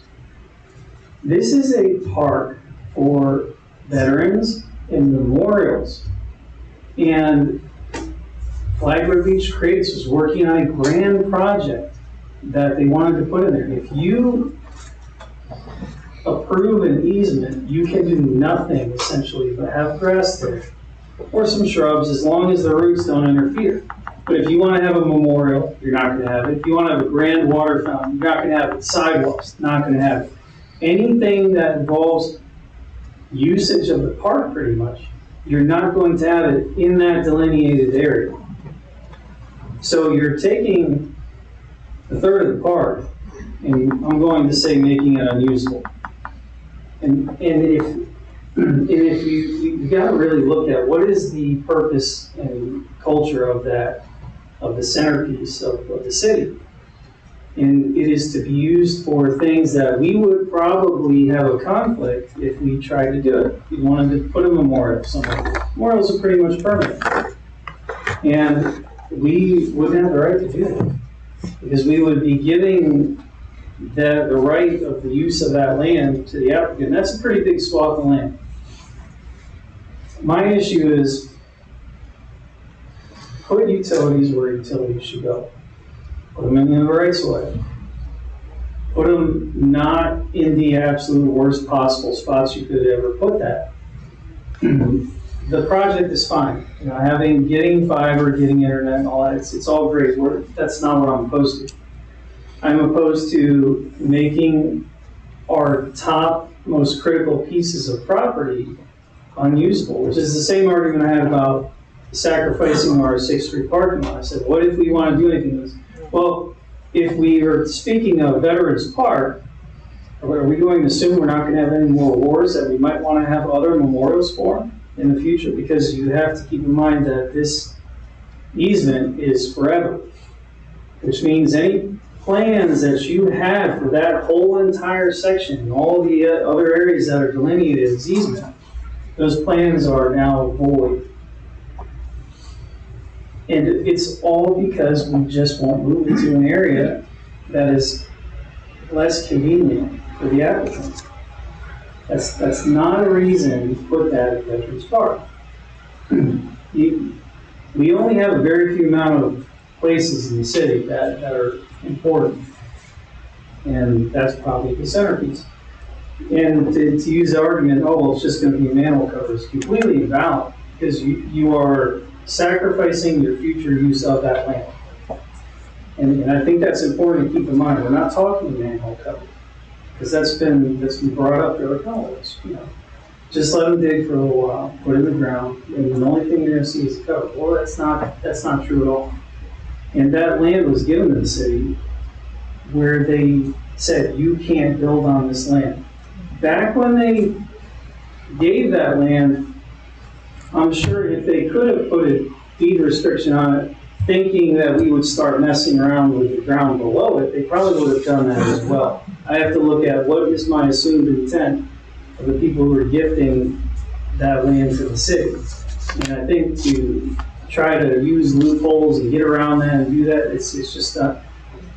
Look, all the body needs to do is just say, look, let's put this where it belongs. Let's put it in a utility right away. Let's put it in an area that's not going to sacrifice a critical piece of the property. That's all I got for now. I'm sure I'll have more. Why don't we go down to this side, we're going back there. My one question is, we have 2 sets of 4. Why can't all potential 8 be dropped at North 11th? Yeah, it has to do with, if you look at the way that our plan, the reason there are 2 sites is to add diversity. Once you get a certain degree of concentration on one particular landing site, it becomes less attractive for companies to bring additional cable to that same site if they already have one in that location. And so by doing 2, you'll see that in addition to just putting 2 locations, we've constructed geographically separate conduit systems that go back to the cable landing station, so they don't overlap each other, therefore reducing risk that if one gets cut, the other doesn't. So it has to do with value to the companies that land these cables. And, so you'll see, like, the most you'll ever, I'm not aware of a single location that has maybe more than 5 or 6. If we have 5, we do have 5 in our site in Little Beach. So you can do a few more. So that's it. That's the reason we were. Anything else there? No, that doesn't solve it for me. Well, since I was the one who said we don't have to worry about the manhole cover, then you address what Commissioner Cooley said. Yes. About the memorials and about trucks and about fountains. I know we have a big project that a local group is working on to fix the, or put a new fountain in with a whole arrangement of stuff around it. Yes. And I would not want to see that area. Yes, well, to be perfectly honest, when we first came and looked at the area, obviously, the Government Memorial Park was a great location. And normally, these cable landings they're not normally put in the public right of way, contrary to what Mr. Cooley has suggested. Most cable landing sites are actually put in parking lots or in parks, because you want a location, first of all, that you don't create use disruption while you're doing the installation. And you also want an area that has the least possibility for future disruption. These cables are very expensive, they're very important to international communication, and so they want to protect it as much as possible. So most cables, like in Myrtle Beach, were actually in the state park, and a parking lot in the state park. I'm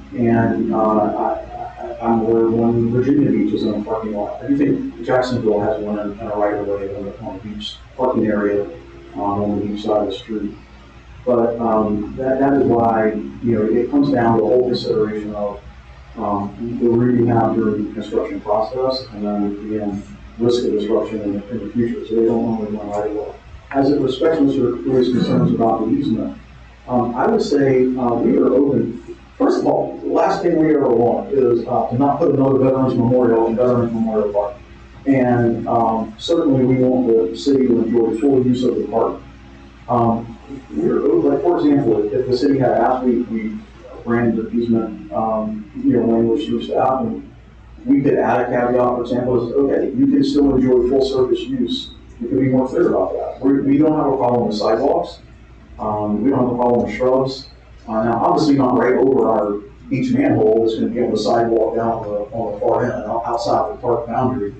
But where the pipes are going to be on the ground, enjoying continued local use of the park is really not a problem for us. I think that's just standard easement language, and if it needs to be tweaked a little bit relative to Mr. Cooley's concerns, I'm open to that. Because once our pipes leave the park, they're going over the road. And, we're certainly not interfering with the city's ability to have sidewalks and roads and all those other things on top of where our pipes run. So I think that concern can be addressed. And the city can continue to enjoy full utilization of the park to its potential, which is limited to no above ground development. I think that's why, it was preferred over 6 feet parking lot.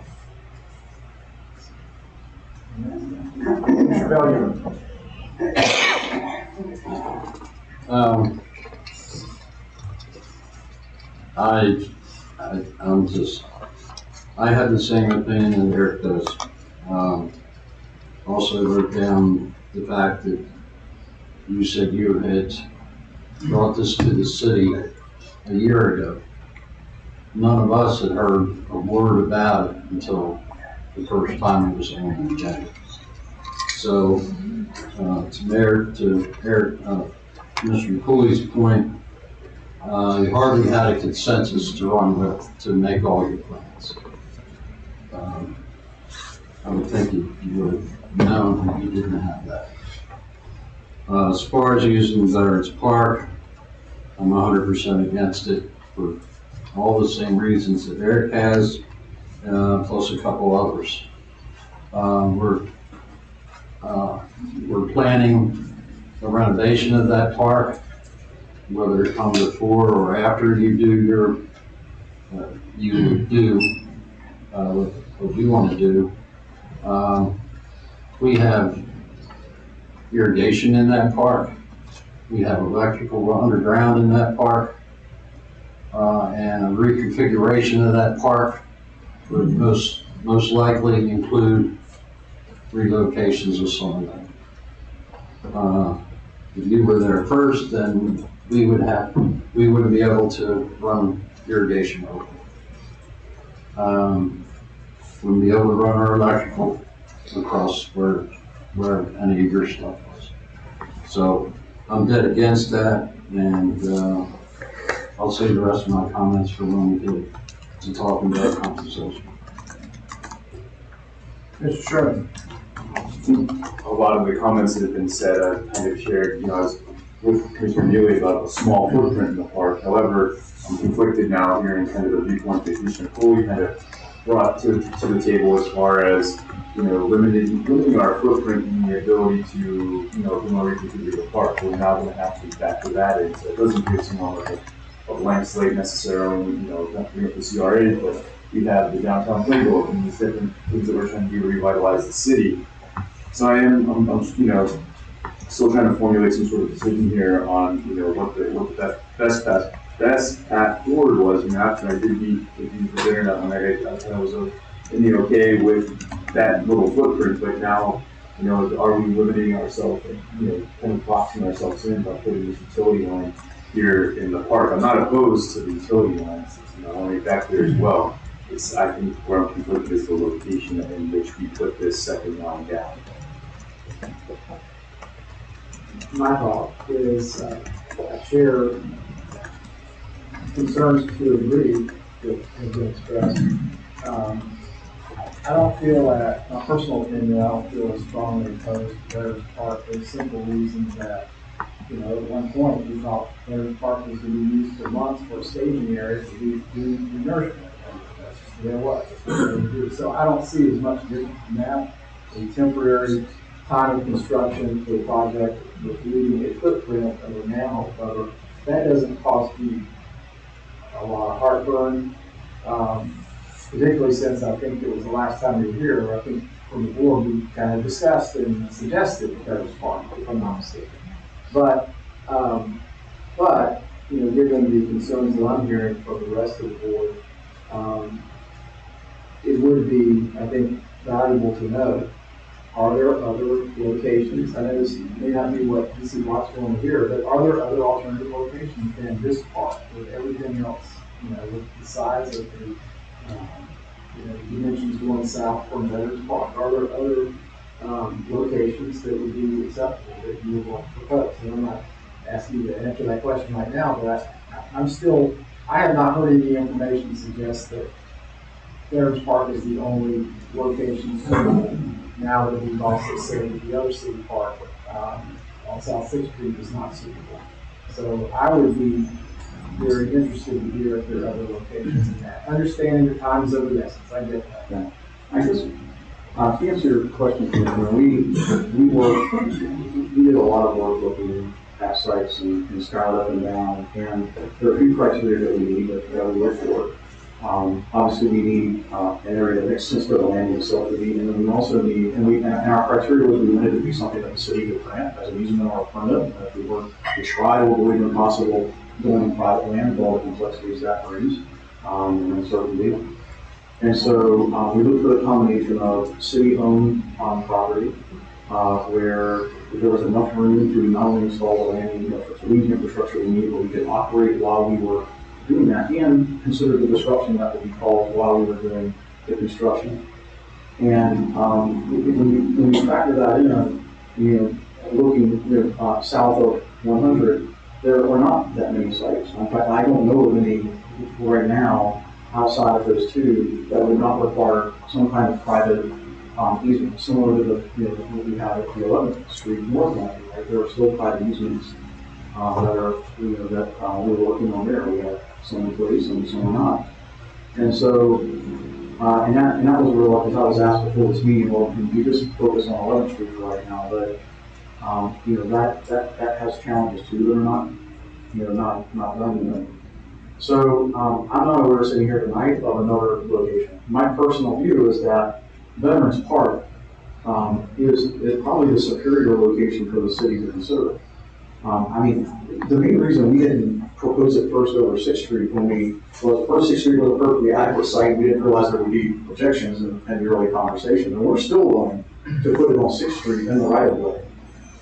It just, again, we'll have to, during construction for 3 to 5 months, we'll have to encumber a lane on 6th Street at a minimum, and we'll need, a good chunk of that parking lot to stage operations, because the utility right of way itself is not wide enough to locate the equipment that's necessary to install pipes. Just during construction, what we leave is it's lower than the right of way. So we could go back and do 6th Street. I don't know. I don't think I'm going to find anything else that is the city itself can provide without doing private, without getting some kind of private solution. If I go further south over the 6th Street parking lot. And similarly, we looked, at a number of things going north. We were guided to, hey, can you get a little bit farther outside of the commercial area? There was some things we looked at just not as far north as 11. And so that's where we are. We did spend a lot of time with it, but One question I have is talking about 6th Street, I just want to make sure I'm hearing it correctly. There's been discussion at some points in time about 6th Street parking lot, but you did mention the 6th Street right of way, which is basically a third southern location, and I think that the board, I think would be interested to hear more about that. yeah, so we proposed, we came back with options after the objections to 6th Street parking lot itself, the landing, manhole in the parking lot. We were asked if we could put it in right of way, and we went back and studied that while we were also looking at veterans, because veterans was also suggested at the time.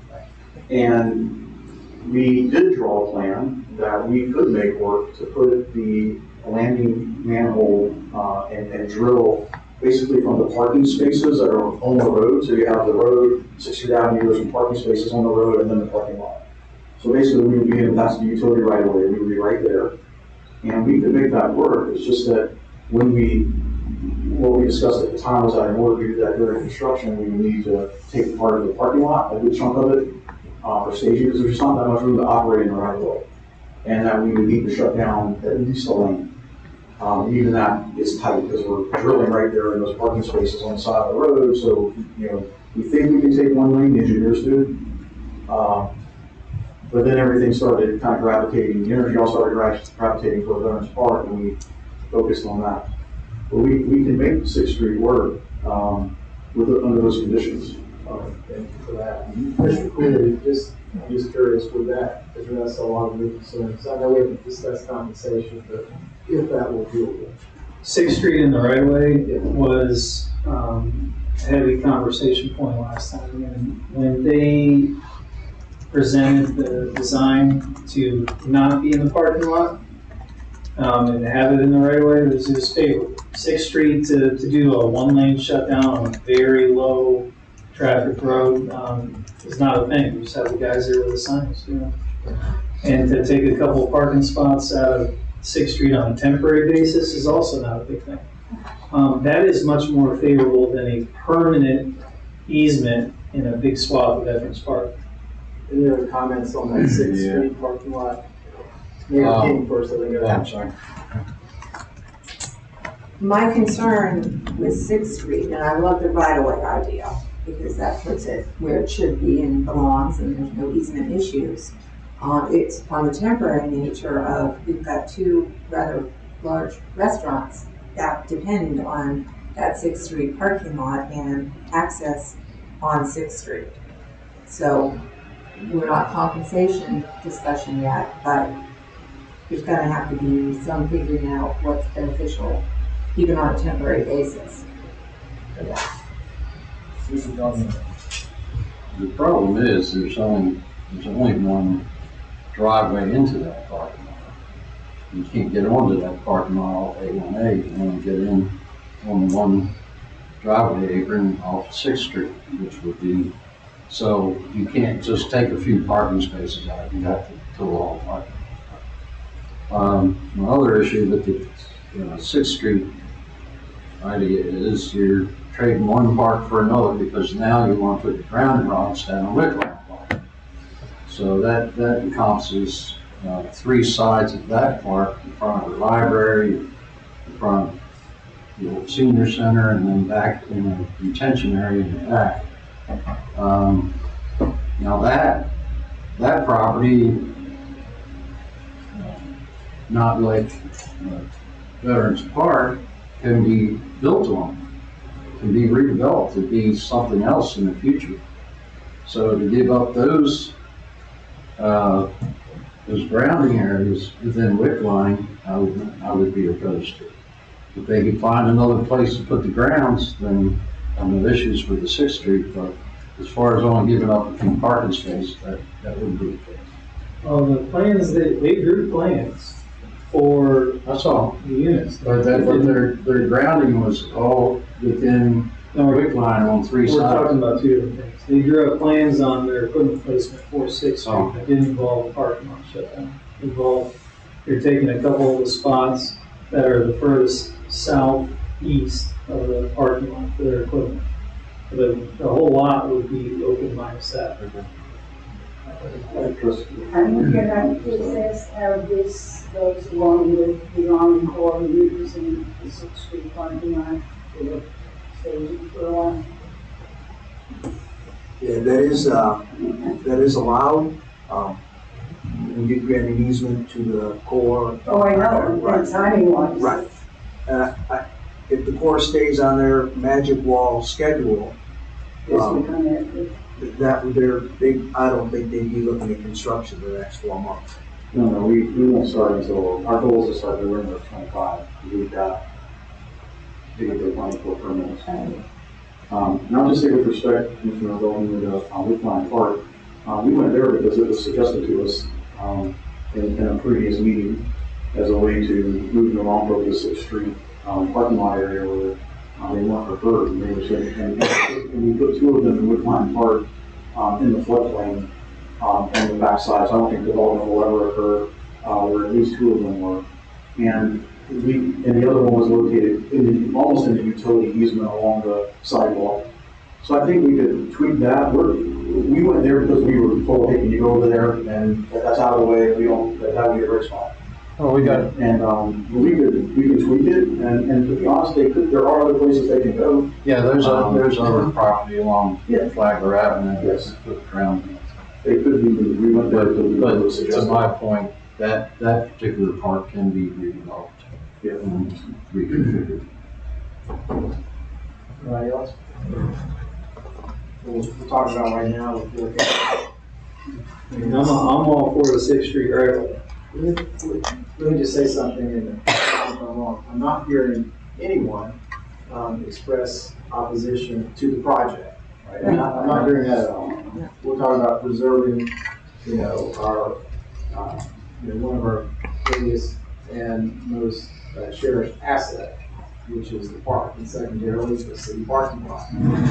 So it's not the project itself. It's just trying to find the right place for it. But I also think we should endeavor, in my view, to give some guidance, because some of the things that are being proposed came from the board the last time we were here. So I can sense frustration on that, and if there's a way we can give some guidance on that, and it sounds like perhaps 6th Street right away may be something to consider, although Mayor Kuhn makes about that, to do election business on that area. On the other hand, if that lot is accessible for parking during that time, that would minimize that. I mean, you'd have A1A right there, plus an entrance from A1A into the parking lot. I'm of the opinion impact to business would be very small. Okay. Because you're not shutting down the road, you're taking a couple parking spots. And that area is loaded with parking spots. And a lot of the businesses there have they got their own parking lot too, which helps. And then you have the A&A parking, and then you have all the other, parking, pool parking. I think just the overall, I mean, just keep in mind, we're giving the entire lot to the Army Corps for a while. Right. So to give them part of the lot for a little while is, to me, is a very low threshold to hit. That's not a big deal. All right, well, so turning to the issue of compensation. Mr. Cooley, do you have an opinion about that? I was picking me first. Don't make me the bad guy. So I'm okay with the one-time payment contribution, the way it's set up. However, I think that, this utility needs to follow basically what the norm would be for all underground utilities. Anybody who's in the ground pays a yearly payment. Some call it these miscellaneous fees of some sort. They have all kinds of different names. City attorney, you can help me out with some of the names, but, franchise and all that stuff. But anyone who's in the ground in the right of way pays a yearly fee. I would propose that in this would also be a agreed upon amount, whatever, and I don't even have a suggestion of what that dollar amount is. I'm not an expert in that area, but it would be a nominal amount that is compared to what the market rate would be for something like that to be in the ground in the city right away. That would be the only thing I would add. As far as the landing of the cables, I have no issues with that. Going to this side, Mayor. Any comments about compensation? Compensation.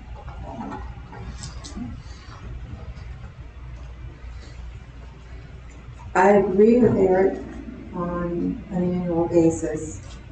I'd also like to see something upfront that kind of ties this project together, positive source upfront, and then an annual thing thereafter. They have it. 100,000 for cable. Yeah. But that's after the cable's run. If 4 cables don't come in, that money never appears. So we could go through all this at South 6th Street and they never bring a cable to that, ever. So there's never compensation at all. That's why I think upfront might make a little more sense. Is there a set amount of cables you're running up front? We have not contracted for a cable yet, but I'm highly confident that cables will come. We have customer discussions about the location going now. Just one distinction, and you're right, it's not on the cable run as close. We did say on permit. And I think we would be open to, maybe like the first cable payment or something like that up front. But I'd like it to at least be when we get our Army Corps permit, because we have a lot of risk. These permits are not a given. We may all do all this work, and for some reason we don't get through the Army Corps. And we got through it in South Carolina, we're familiar with it, but it really is a risk for us as a business that we might not get it. I think we'd be willing to do something like on the first cable to say, hey, at the time the Army Corps is permitted, make that payment. And I don't think we have Mr. Cooley's problem with a market, kind of like franchise fee. That is, when you do utility right away, it is not uncommon because sometimes small maintenance fees usually not tons of money, but there's something that, and we would expect that normally as part of the permitting process. So we're getting the easement tonight, we still come back for a permit. And generally, before we get a permit, I don't know exactly how it is, there would normally be some kind of franchise agreement or something, utility agreement, and then you issue the permits. So, Drew, did you have a chance to read this ordinance from COVID? I have not seen the ordinance. I'm familiar with those, but I haven't seen the ordinance. Okay, it's included in our packet, and I like a lot of what was said in there. It was very specific about what would be done, what was going to be paid, when it was going to be paid, and so forth.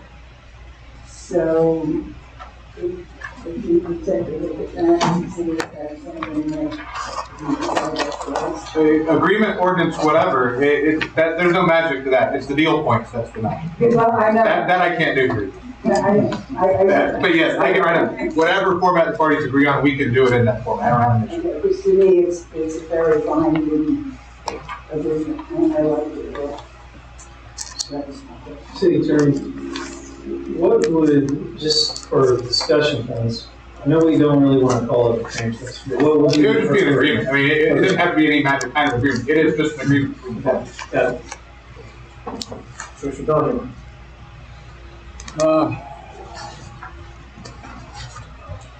Well, I hadn't really thought too much about it until I read the agenda item. The agenda item says approving an easement agreement between the city of Flagler Beach and the DCB Orchid to construct infrastructure within the city of Flagler Beach and utilize the associated property for the purposes of leasing the infrastructure. So here we are, we're gonna give them use of the land, and they're gonna lease it. And we get a one-time fee. So, I'm not in favor of the one-time fee. Something up front makes a little bit of sense. Doesn't have to be, you know, a heaping amount. Maybe something up front on each landing. But how can we reach an agreement on this tonight, as he said, without, if we wanted to have a franchise fee or whatever we're calling it, how could we agree with that? Agree to this tonight and then come back after that later? If that's the direction we're going to go, I don't think you can. Okay, that's what I wanted to ask. Yeah, and I think also in the spirit of trying to give direction to the applicant, you know, just take out my commissioner hat, put on my lawyer hat for a little bit, you know, a proposal being made, and I'm sure you'd want to hear something other than rejected. You want to hear, all right, what do you have in mind? And so we're not really, at this point, it hasn't come up, what we would do propose in response to what you're saying. So, you know, I'm acutely aware that would, for us to give you guidance, would be preferred and move this thing along. It's just how we do that, you know. But just to say for a second time, no, not good enough, and then have you come back a third time and a fourth time without us telling you what would be acceptable. I see that challenge, and I think it would be great if we could somehow cross that threshold. So if we could have specific drawings of use of 6th Street and how it goes around to Flagler Avenue, how all that will be affected, if we could have specific drawings for that. Forget about Veterans Park, keep the 11th Street, and if Drew can look through that ordinance from Foreman. But I'll tell you the same thing, I can imagine, I can't make the deal for you. So he words in, we set the Yeah, I'm the draftsman, but I'm not the, if you want somebody to negotiate, my suggestion would be Mr. Tomorrow, since he's offered that service to the city, and he actually understands the industry, I do not. And normally, I'm more than happy to run into that fire, but here, I do not understand the industry, so I would be, if I said, hey, I'll go out and negotiate, I'm in the same boat you guys are, this is new to me too. How much more would we have to pay Mr. Tomorrow for that? I think he contemplated an initial agreement, it's in the letter, and it's figuring with us.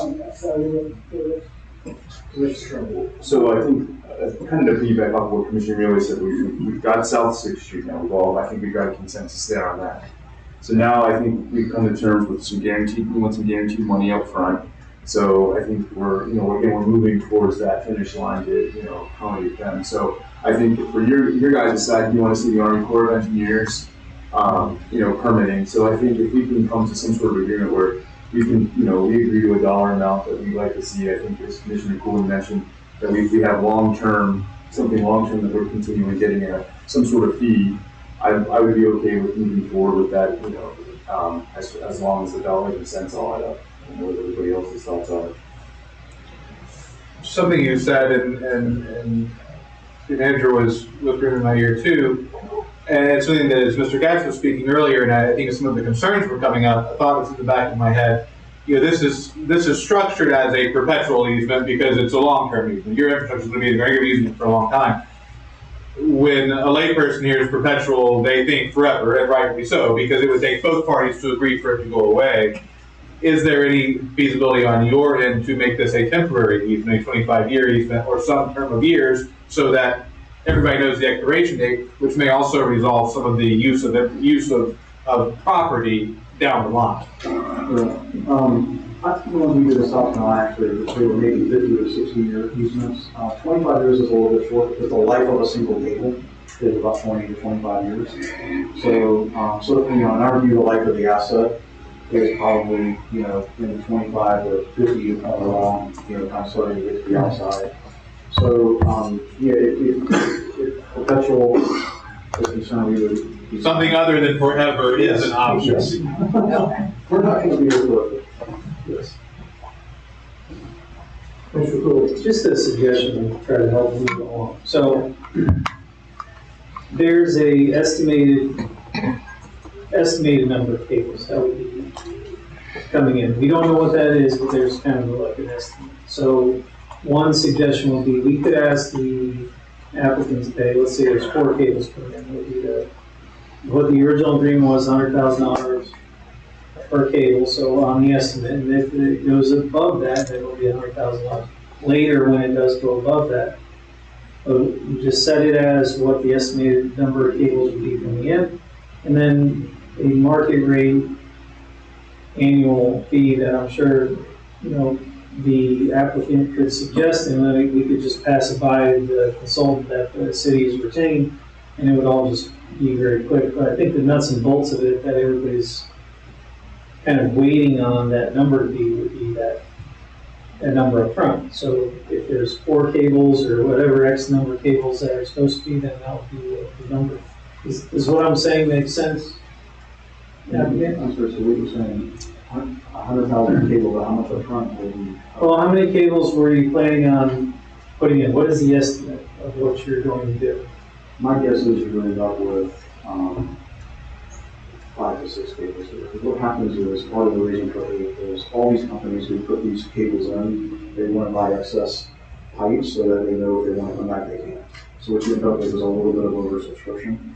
So I would tell you we're already working on our 4th cable in the row. And I think we're going to end up with probably at least 6 there. We're working on another landing site. So that would be my guidance to you. So you could just say we're going to base that off of the estimated 5 cables, right? And then there's, clause saying however many others you bring in, that it'd just be 100,000 for those. But as far as like what the city would be to ask up front, it would just be whatever the estimated number would be coming in, which would be 5. If everybody was, What's the number? it'd be 500. Okay, 500. 500 at current time. Whatever the cables are. And I don't know if that applies for the north side and south side location. I haven't dug into, I'll be honest with you, I didn't look at the north side agreement a whole lot because that one didn't stick my antenna out. But whatever the estimated number of cables is, that would be the upfront part, just to help throw out a suggestion for y'all to consider. And then if they go above that, the 100,000 per cable. What would help me, is we have it, and Drew hit on it, we have an asset, a valuable asset here. We have a consultant who is an expert in that area. And I think, I can see us all agreeing to stuff, but heck, we don't know anything, right, about this? He said he didn't know. But we have an asset, who I think it would be great to get our expert's opinion. This is what he was retained for. Well, shouldn't that have already happened? I thought it already happened. What he's giving you right now, basically look at what he's done so far, is giving you comparables to consider. And he's done what he's been asked to do so far. What I'm suggesting is that if you would like somebody who understands the industry to hammer out a deal to bring to you, let me put it this way. Imagine that you're sitting in this room 2 weeks from now, a month from now, whenever that comes back, and you have Mr. Tomorrow saying, I've negotiated with this, and based on my experience in the industry, I think this is a good compensation deal. You would probably feel a whole lot better.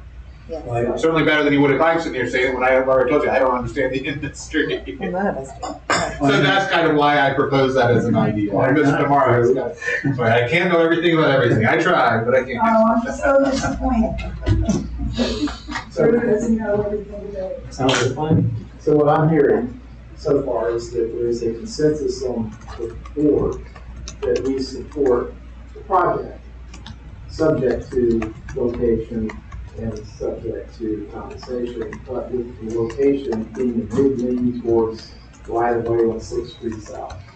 And I want to see drawings to that. And drawings of that, yeah, all kinds of details. But that we would also call on our expert, Mr. Tomorrow, to help us come up with a number so we can come to DC Blocks with a number. Different, that's actually different than what I'm proposing, because I think that's in line with what Commissioner Cooley was saying, isn't that what he's already done? Yes, and giving us the comparables. What I'm actually proposing is to say, to put him in direct, he can hear, just as I hear what you guys are saying tonight, and for him to actually be the point in the negotiation with CC Blocks. Sure. And then for them to work together, and then to actually bring forward a proposal that then you guys are in this to say, yes, where's the dotted line, we're ready to sign. Yeah. I like that. Consensus on that sort of. I think that would expedite it as well. Okay. Very good. Yeah, we can okay with that. If I can make a couple comments, I am in general okay with it. One would be when we looked at Mr. Tomorrow before, prior, he was reluctant to sign a non-disclosure agreement, which limited the amount of information that he could give.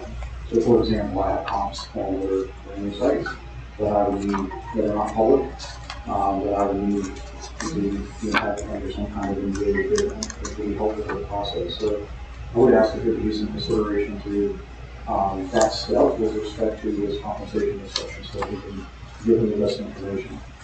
And the other thing I'm concerned with a little bit is that just that the council will consider, in its charter, is it to get the absolute highest price, would it to consider the value of what we as a business, we're trying for capital at risk, make an investment in this area and bring something to this area. And so, there was a comment in the report, so well, some places have come to look at this simply as a business transaction. And my fear is that that's a little bit of his mindset, and I would offer you as an example, like when we went to Myrtle Beach, our total easement cost us $100,000, and we paid a very moderate, like maybe $10,000 or $20,000 a year franchise fee, and then we were actually given a grant, $7.5 million by the state in order to aid in the construction of those facilities because they viewed it as such an attractive economic project. So not everybody views them the same. And so I don't know how to affect that in the conversation with Mr. Kamara, I would say to you, just that the ball, that it be looked at holistically. Let me just say, I feel this board will consider all factors. I don't think we just get a number on the table, take it or leave it. I think that we will be open to all considerations. Yes. From the beginning of when you got up before. Forget about the economic impact. Can you turn your mic on? Forget about the economic impact of Flagler Beach, because there is none. The economic impact of this is compost in the rest of the county. We got for that, and I'm sorry you did. But it's too late. The county and the other cities that have been involved did not involve us in this. You say you talked to the previous city manager, who, as you were told before, knew nothing about this until fairly recently. So unfortunately, we got caught up in that. As you can tell from listening to the rest of the meeting on this after, we're very protective of our little town, which is what makes Flagler Beach a wonderful place. So, don't forget to get and tell us again about the very economic impact that it's going to have on you. Just, we're not going to do that. So, okay, that's a speech I needed to make. Because we're not going to bring an economic impact to Flagler Beach. We're going to bring an economic impact to Congress and the county. We're just trying to get our fair share as well. I think that's it. You're coming here, you're running cable lines through our town, and we want to make sure that this we're taking care of too. As Commissioner Newley said, the county and Palm Coast, they're getting their fair share. They're going to have even larger, and we've had this conversation, they're going to get even larger economic, benefits from it, and we're not going to see that. So all we're trying to do is look out for us and look out for our future, and again, get our fair share of the pie. That's all. I think that's what we're all trying to get at here with you all. We knew that would be a concern from the beginning. So,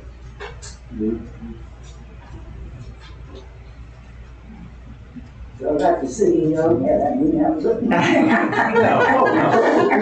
I'm sorry. No. First off, thank you.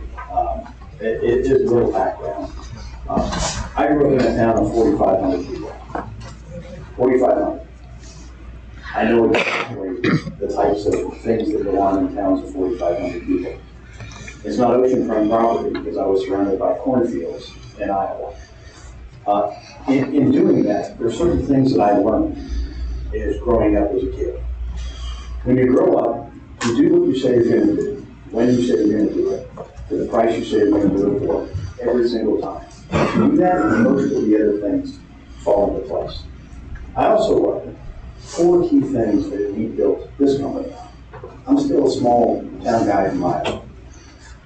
The 4 things that we build our company on are things that I learned when I was a young school kid. Number 1, trust. You've got to build trust with people internally and externally, no matter where you go. The second thing you have to do, trust only works, is if you do that as a team. And doing it in teamwork means you have an alignment of interests of people and understand that people are trying to make an impact in the community, whether it be monetarily or whether it's their deeds and their actions and how they serve. If you do some history or going back and looking at DC blocks, you'll know that the impact that we make in the markets isn't just monetary. We serve with our calendars. We serve in many ways in doing things for school systems and others. We donated hundreds of computers, not because we had to, but we wanted to help the community in the school district in a time of need. Third thing that you have to do is you have to communicate with transparency. Our problem, if it was that we trusted somebody here, talking to the mayors and talking to people and saying, where should we be? I mean, April 23rd, 2023, I'm standing on the 6th Street parking lot over here. They're like, this is where you need to be. Absolutely. And you sit in a meeting, and it's people that we feel are part of the community that are sharing information. Our fault that we didn't know that they didn't share in a transparent way. Maybe they did, maybe they didn't. But it's important that you have trust, teamwork, transparency. And then you do what you say you're going to do, and we call that tenacity. And when we come in, we need to be the least amount of disruptiveness that we possibly can. You can call the governor of South Carolina about us. You could call the mayor about us. You could do that in Alabama. You could do that in Georgia. You could do that in South Carolina. You could do that in Tennessee. You can do that every place we go. Because we've always come with the same 4 things. Trust, teamwork, transparency, and we execute like there is no other company around. I can promise you that. That's why we've been able to build what we've been able to build. And so small town values, you understand it. We had a square downtown that's still there. We protect it like we were organs. I understand it. But you don't come across companies like us very often. And you don't come across companies like us and who we are as people and what we do with our deeds and our actions. So I'll leave you with that. I thank you all for your time. We'll take a deep, hard look at what we can potentially do around 6th Street and look at the easements and the other things. But just know that we're going to try to work here in good faith to try to figure something out. But it takes all of us to work together, and we'll do our best, and we'll look to you to do it the same way. Fair enough. No, they are not opposed to the project. No, I understand that. You're worried about that. I understand that clearly. I just wanted you to know a little bit more about us in the way that we're approaching this, trying to do things. I think the suggestion of what the council has here, working with this consultant, I think that Chris was just saying, look, there's got to be some transparency here too, with all the partners and confidentialities and some other things. The most the most accurate, with about 50 of these cables on the eastern seaboard, the last 3 hitting Myrtle Beach in the last year. This is not just like a comparable market versus another market. It's basically the East Coast, and looking up and down and where things are. So we would just hope that your consultant would take these things into consideration. Thank you. Appreciate that. So with those comments, are we leaning towards the table to accommodate? Table would be fine, and there's no action required. I think table gives everybody an indication that it is pending, so I think table is appropriate. What about directional staff? I think I heard it. If there's anything more than what you've already said, say it. But I think I have enough direction where I can talk to Mr. tomorrow and kind of point him in the right direction where his negotiations would be. And he can sort of listen back to the tape too and hear it directly from each of you as what you said tonight. Right, so, that sound good? Yes. Consensus on that? So we're talking about, for members of the public, we're talking about tabling the pending, resolution and allowing for there to be some sort of, negotiations between the applicant, with the city to be represented by our consultant. And then it comes back to us. No action is being taken tonight, other than we've had an exchange of information, which feels solid, and that it will come back to us. That sound right? Yeah. You're gonna make the motion, Eric? Did you want to open it to public? Yes. Sure. We'll have public comment on this agenda item. Anyone got the public comment? Name, address. You go first. Council, I am sure that somebody brought up that there's a risk to the city for having this kind of data onshore. You're putting yourself on the target map for terrorists or anybody else. So when you talk about compensation, you need to consider what you're doing. I mean, as a citizen, I can only stand here and speak to you. You're sitting here in a decision box. Jane clearly understands the problem. I'm telling you that when you do something like this, you're no longer just Little Flagler Beach. You're like Little Flagler Beach with an X on it. So I would highly recommend that we might consider, like maybe they'd like to come in on Beverly Beach. I know that the land across from the city hall is part of their land. I know that immediately behind there is a wetland. I know immediately behind that is a river and then an island. That would be a really good place to come in. So there are other alternatives. So my point in bringing this up is not to sit here and just belittle you. My point in bringing it up is, I don't buy the argument that that's the only place that can come in. I agree with Rick. We're sitting here giving up something we're never going to get back. I agree with you. We're a small little town. We don't have that many little places to put things. What if somebody came along the next day with something and said, hey, we can land a planet here of some kind of device that you just dine at and say, oh, I'm sorry, we got an easement there. Has anybody looked into, are there any gigabyte billing methods? Are we going to benefit from this in any way? I mean, I understand the city of Palm Coast would like jobs. I understand that the city manager is in a position that they're bending over hard on us to try and get us to agree because unless we agree, they don't get the jobs. I think the entire citizenry knows that. It's a big topic out here. You may not really realize it. But I'm going to tell you that without a doubt, the decision you're making here is probably the most important decision that you've ever made in this city. It's not a little thing. It's not an easement on the road. It's what are you going to do with the city going forward?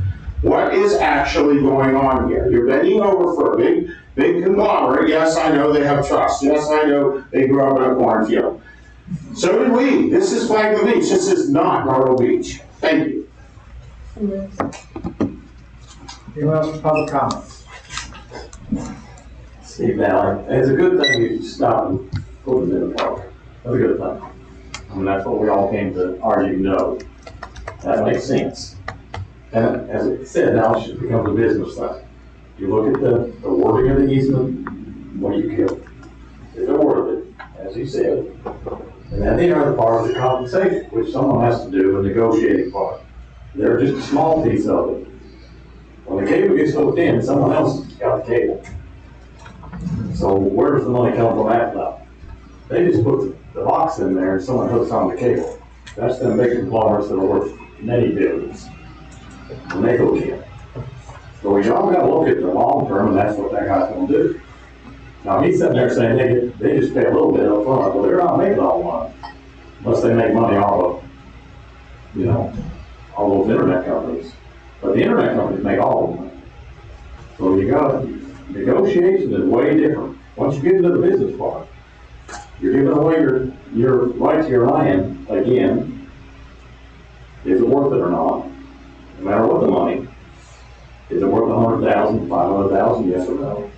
You're getting a lot, as he said, forevermore, that thing's hooked in. And then you got long-term pay. These people ain't doing it to lose money. They're never gonna give you what you think you're gonna get. They're never gonna give you what you should get. It's business. That's how they work. They're in it to make money. We're not in it to make money, we're in it to save the town. A whole different world when they're coming at it. They can make it look good, but it's only gonna look good for them. The business is the one making money, not us. Everything they improve over on that side, that's what they've done. 500 houses, only benefits somebody. The guy building 500 houses, doesn't help anybody else in their town.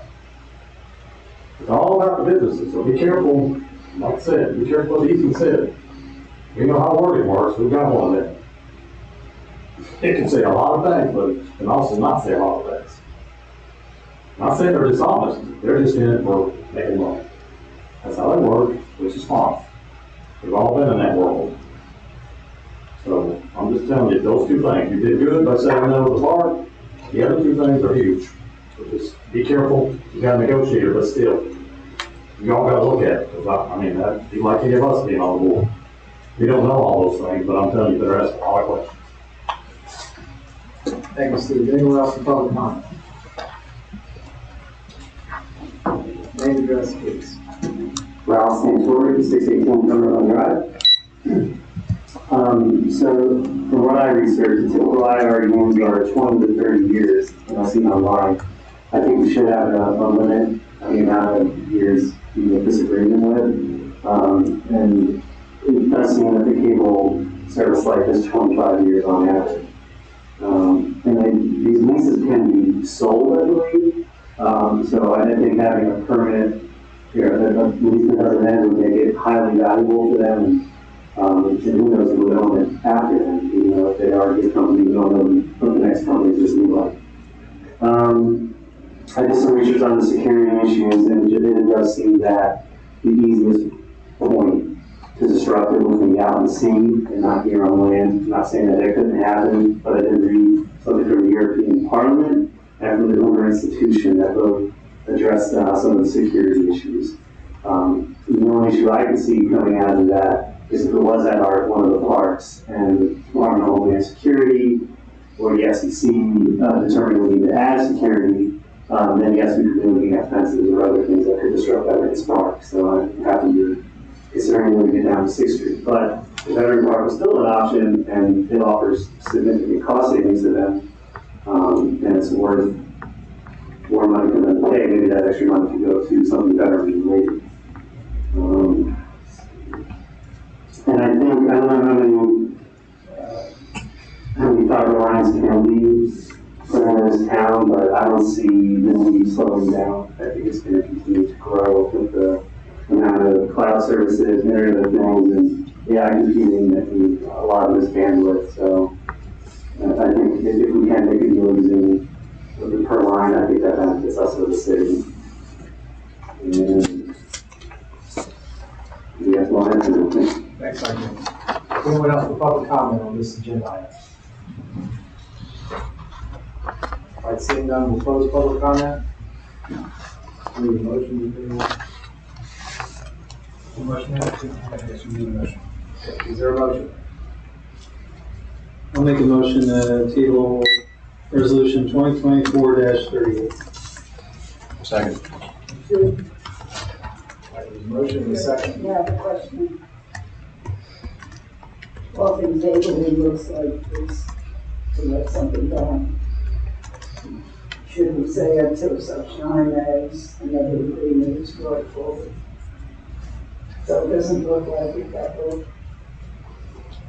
You certainly can. That was actually the point I was making earlier. If you did nothing, I was afraid it would look like you were letting it die. I don't actually hear a motion to table as letting something die typically. Okay. If we were in Washington, I might agree with you, but in local government, I hear a motion to table as with an intent for it to come back. Okay. I would agree. They're not gonna let it die. All right, so we have a motion and a second. You can roll call that. It's not it's a table motion. Voice Or vote that. voice vote, sorry. All right, all in favor? Aye. All opposed? All right, motion carries unanimously. Agenda on table. The public hearings tonight, staff report, city attorney.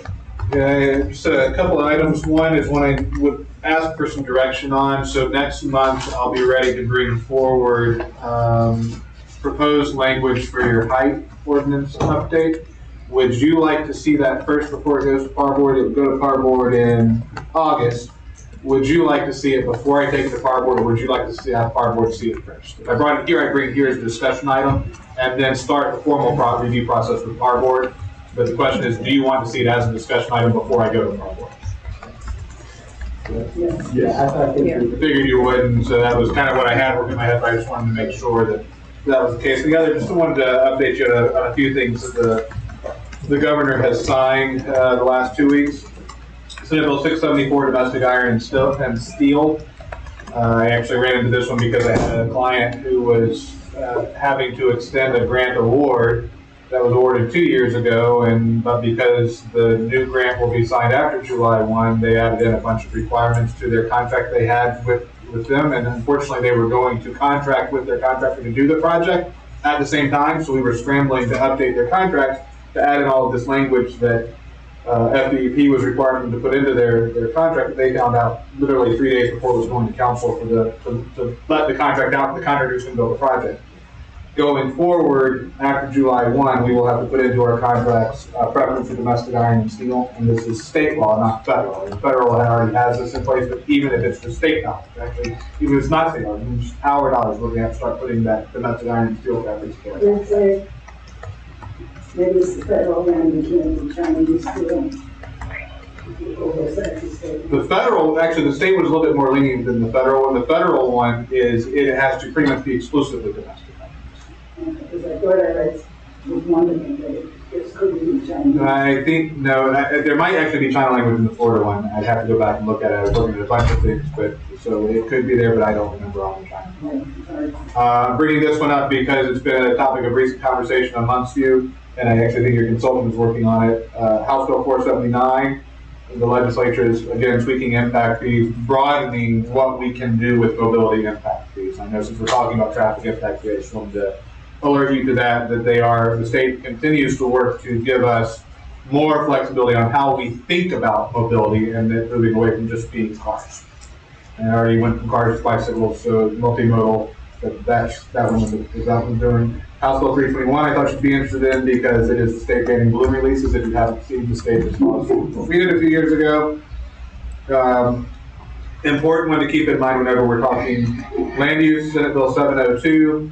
If we were to go after someone for alleged violation of something we've granted approval on, if a defendant wins in that type of case, they can now, or after July 1, I think it's July 1 kick in date, after this bill takes effect, they will be able to seek their attorney's fees if they prevail in an action when we issued a permit, or really I think this is as much state as local government, any state division of the state has issued a permit or given an approval. If that then is fought out in court and the other side wins, they can seek their attorney's fees for that approval that was given. Again, I think a lot of times this is going to be probably work against the state more than local governments, but it certainly could be brought to bear against local governments, just something we have to keep in mind.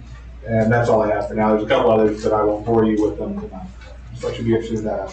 Thank you. City Manager. Thank you, Mr. Chairman. Let you know the ad hoc parks committee, their last meeting is scheduled for July 3rd. At that point, they plan on issuing a recommendation for park improvements that they will encourage us to incorporate into next year's budget. So thank you to all for nominating the people that they've served. We've had plenty of high points, there's been a few low points, but I think all in all, I think the people that were appointed and served did a great job. I think they were enthusiastic about it, and I think they welcome the opportunity to represent you and the community on the Parks Committee. I'm scheduled to give you my proposed annual budget. You will get that. The charter says within 10 days or within 15 days after the county releases the final numbers. So that is approximately July 15th. So you'll get a copy of the budget on July 15th.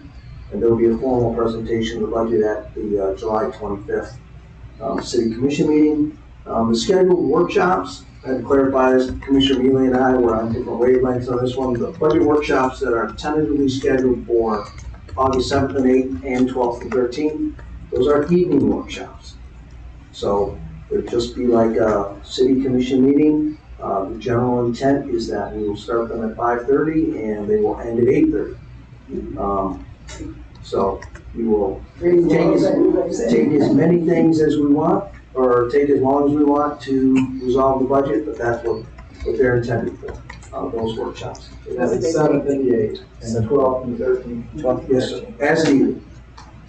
You're scheduled to leave on the 13th. You check in on the 13th. Again, thank you for starting the downtown playbook. I know some of you joined us this afternoon, Commissioner Mealy, Commissioner Valhuma. They do meet again tomorrow morning at 8:30 at the Wickline Center. I know that some of you have approached me about no, it starts at 8 o'clock at Sunbros, but the session starts at 8:30 at the Wickline Center.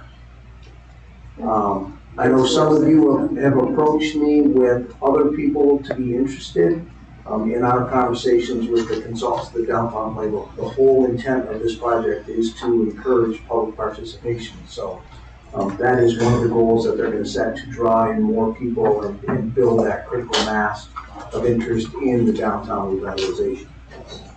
We had an extensive meeting, preliminary site plan meeting for the developer of the golf course today. That was the first interaction between the new planner, the new city engineer, and the stormwater people representing Mr. Ryan, who is the holder of the lease for the golf course. So that process is starting to march forward. So look forward to having that come forward, but it's under staff technical review at this point in time. So it should be an exciting project moving forward, given the history of that property. So it, like I said, it should be exciting. So. We'll go back to tomorrow morning. On the schedule, when the building said 8:30 and goes 9 o'clock, that's good.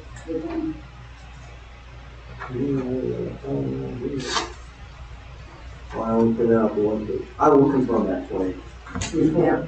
Right. Yeah, you don't want to have to wake up a half hour early. I know. Welcome you at any time. Thank you. Thanks. So we're not doing dinner tonight? Nope, you're welcome. Depending on how long Commissioner comments go, the leadership team is at Tortugas right now. Thank you, Mr. Fox, for supporting downtown playbook, of course, and all the restaurants Monkey Pelican today. Sunbros, Pompano's will be providing lunch, and Tortugas is hosting the gathering this evening. So yes, you are welcome to. Upon completion of this meeting, we're Tortugas. So thank you. Thanks, Bill. City Clerk. I just, I'm looking at an email that Governor DeSantis vetoed Senate Bill 280, the vacation rental bill, so that's good news. Depends on what about. Well, he mentions the extra, creating new bureaucratic red tape that locals must comply with and prevents local governments from enforcing existing ordinances or passing any new local measures. Wow. My guess is it'll be back before the legislature next year. Probably will. Yeah. That was that was all I have. That's good news for now. That's good news. Yes, sir.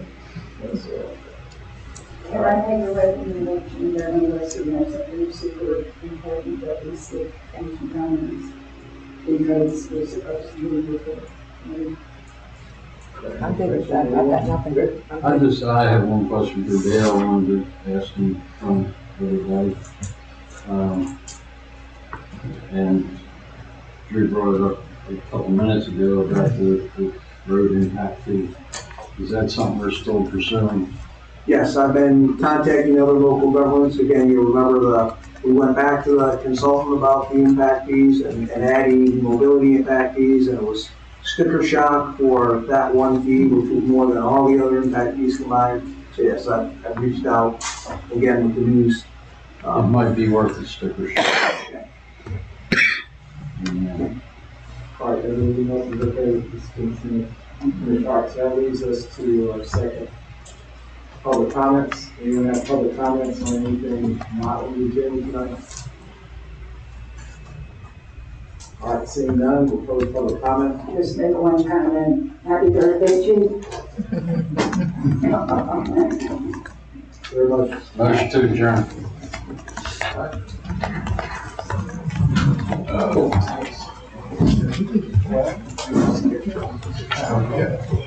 It's okay if I call my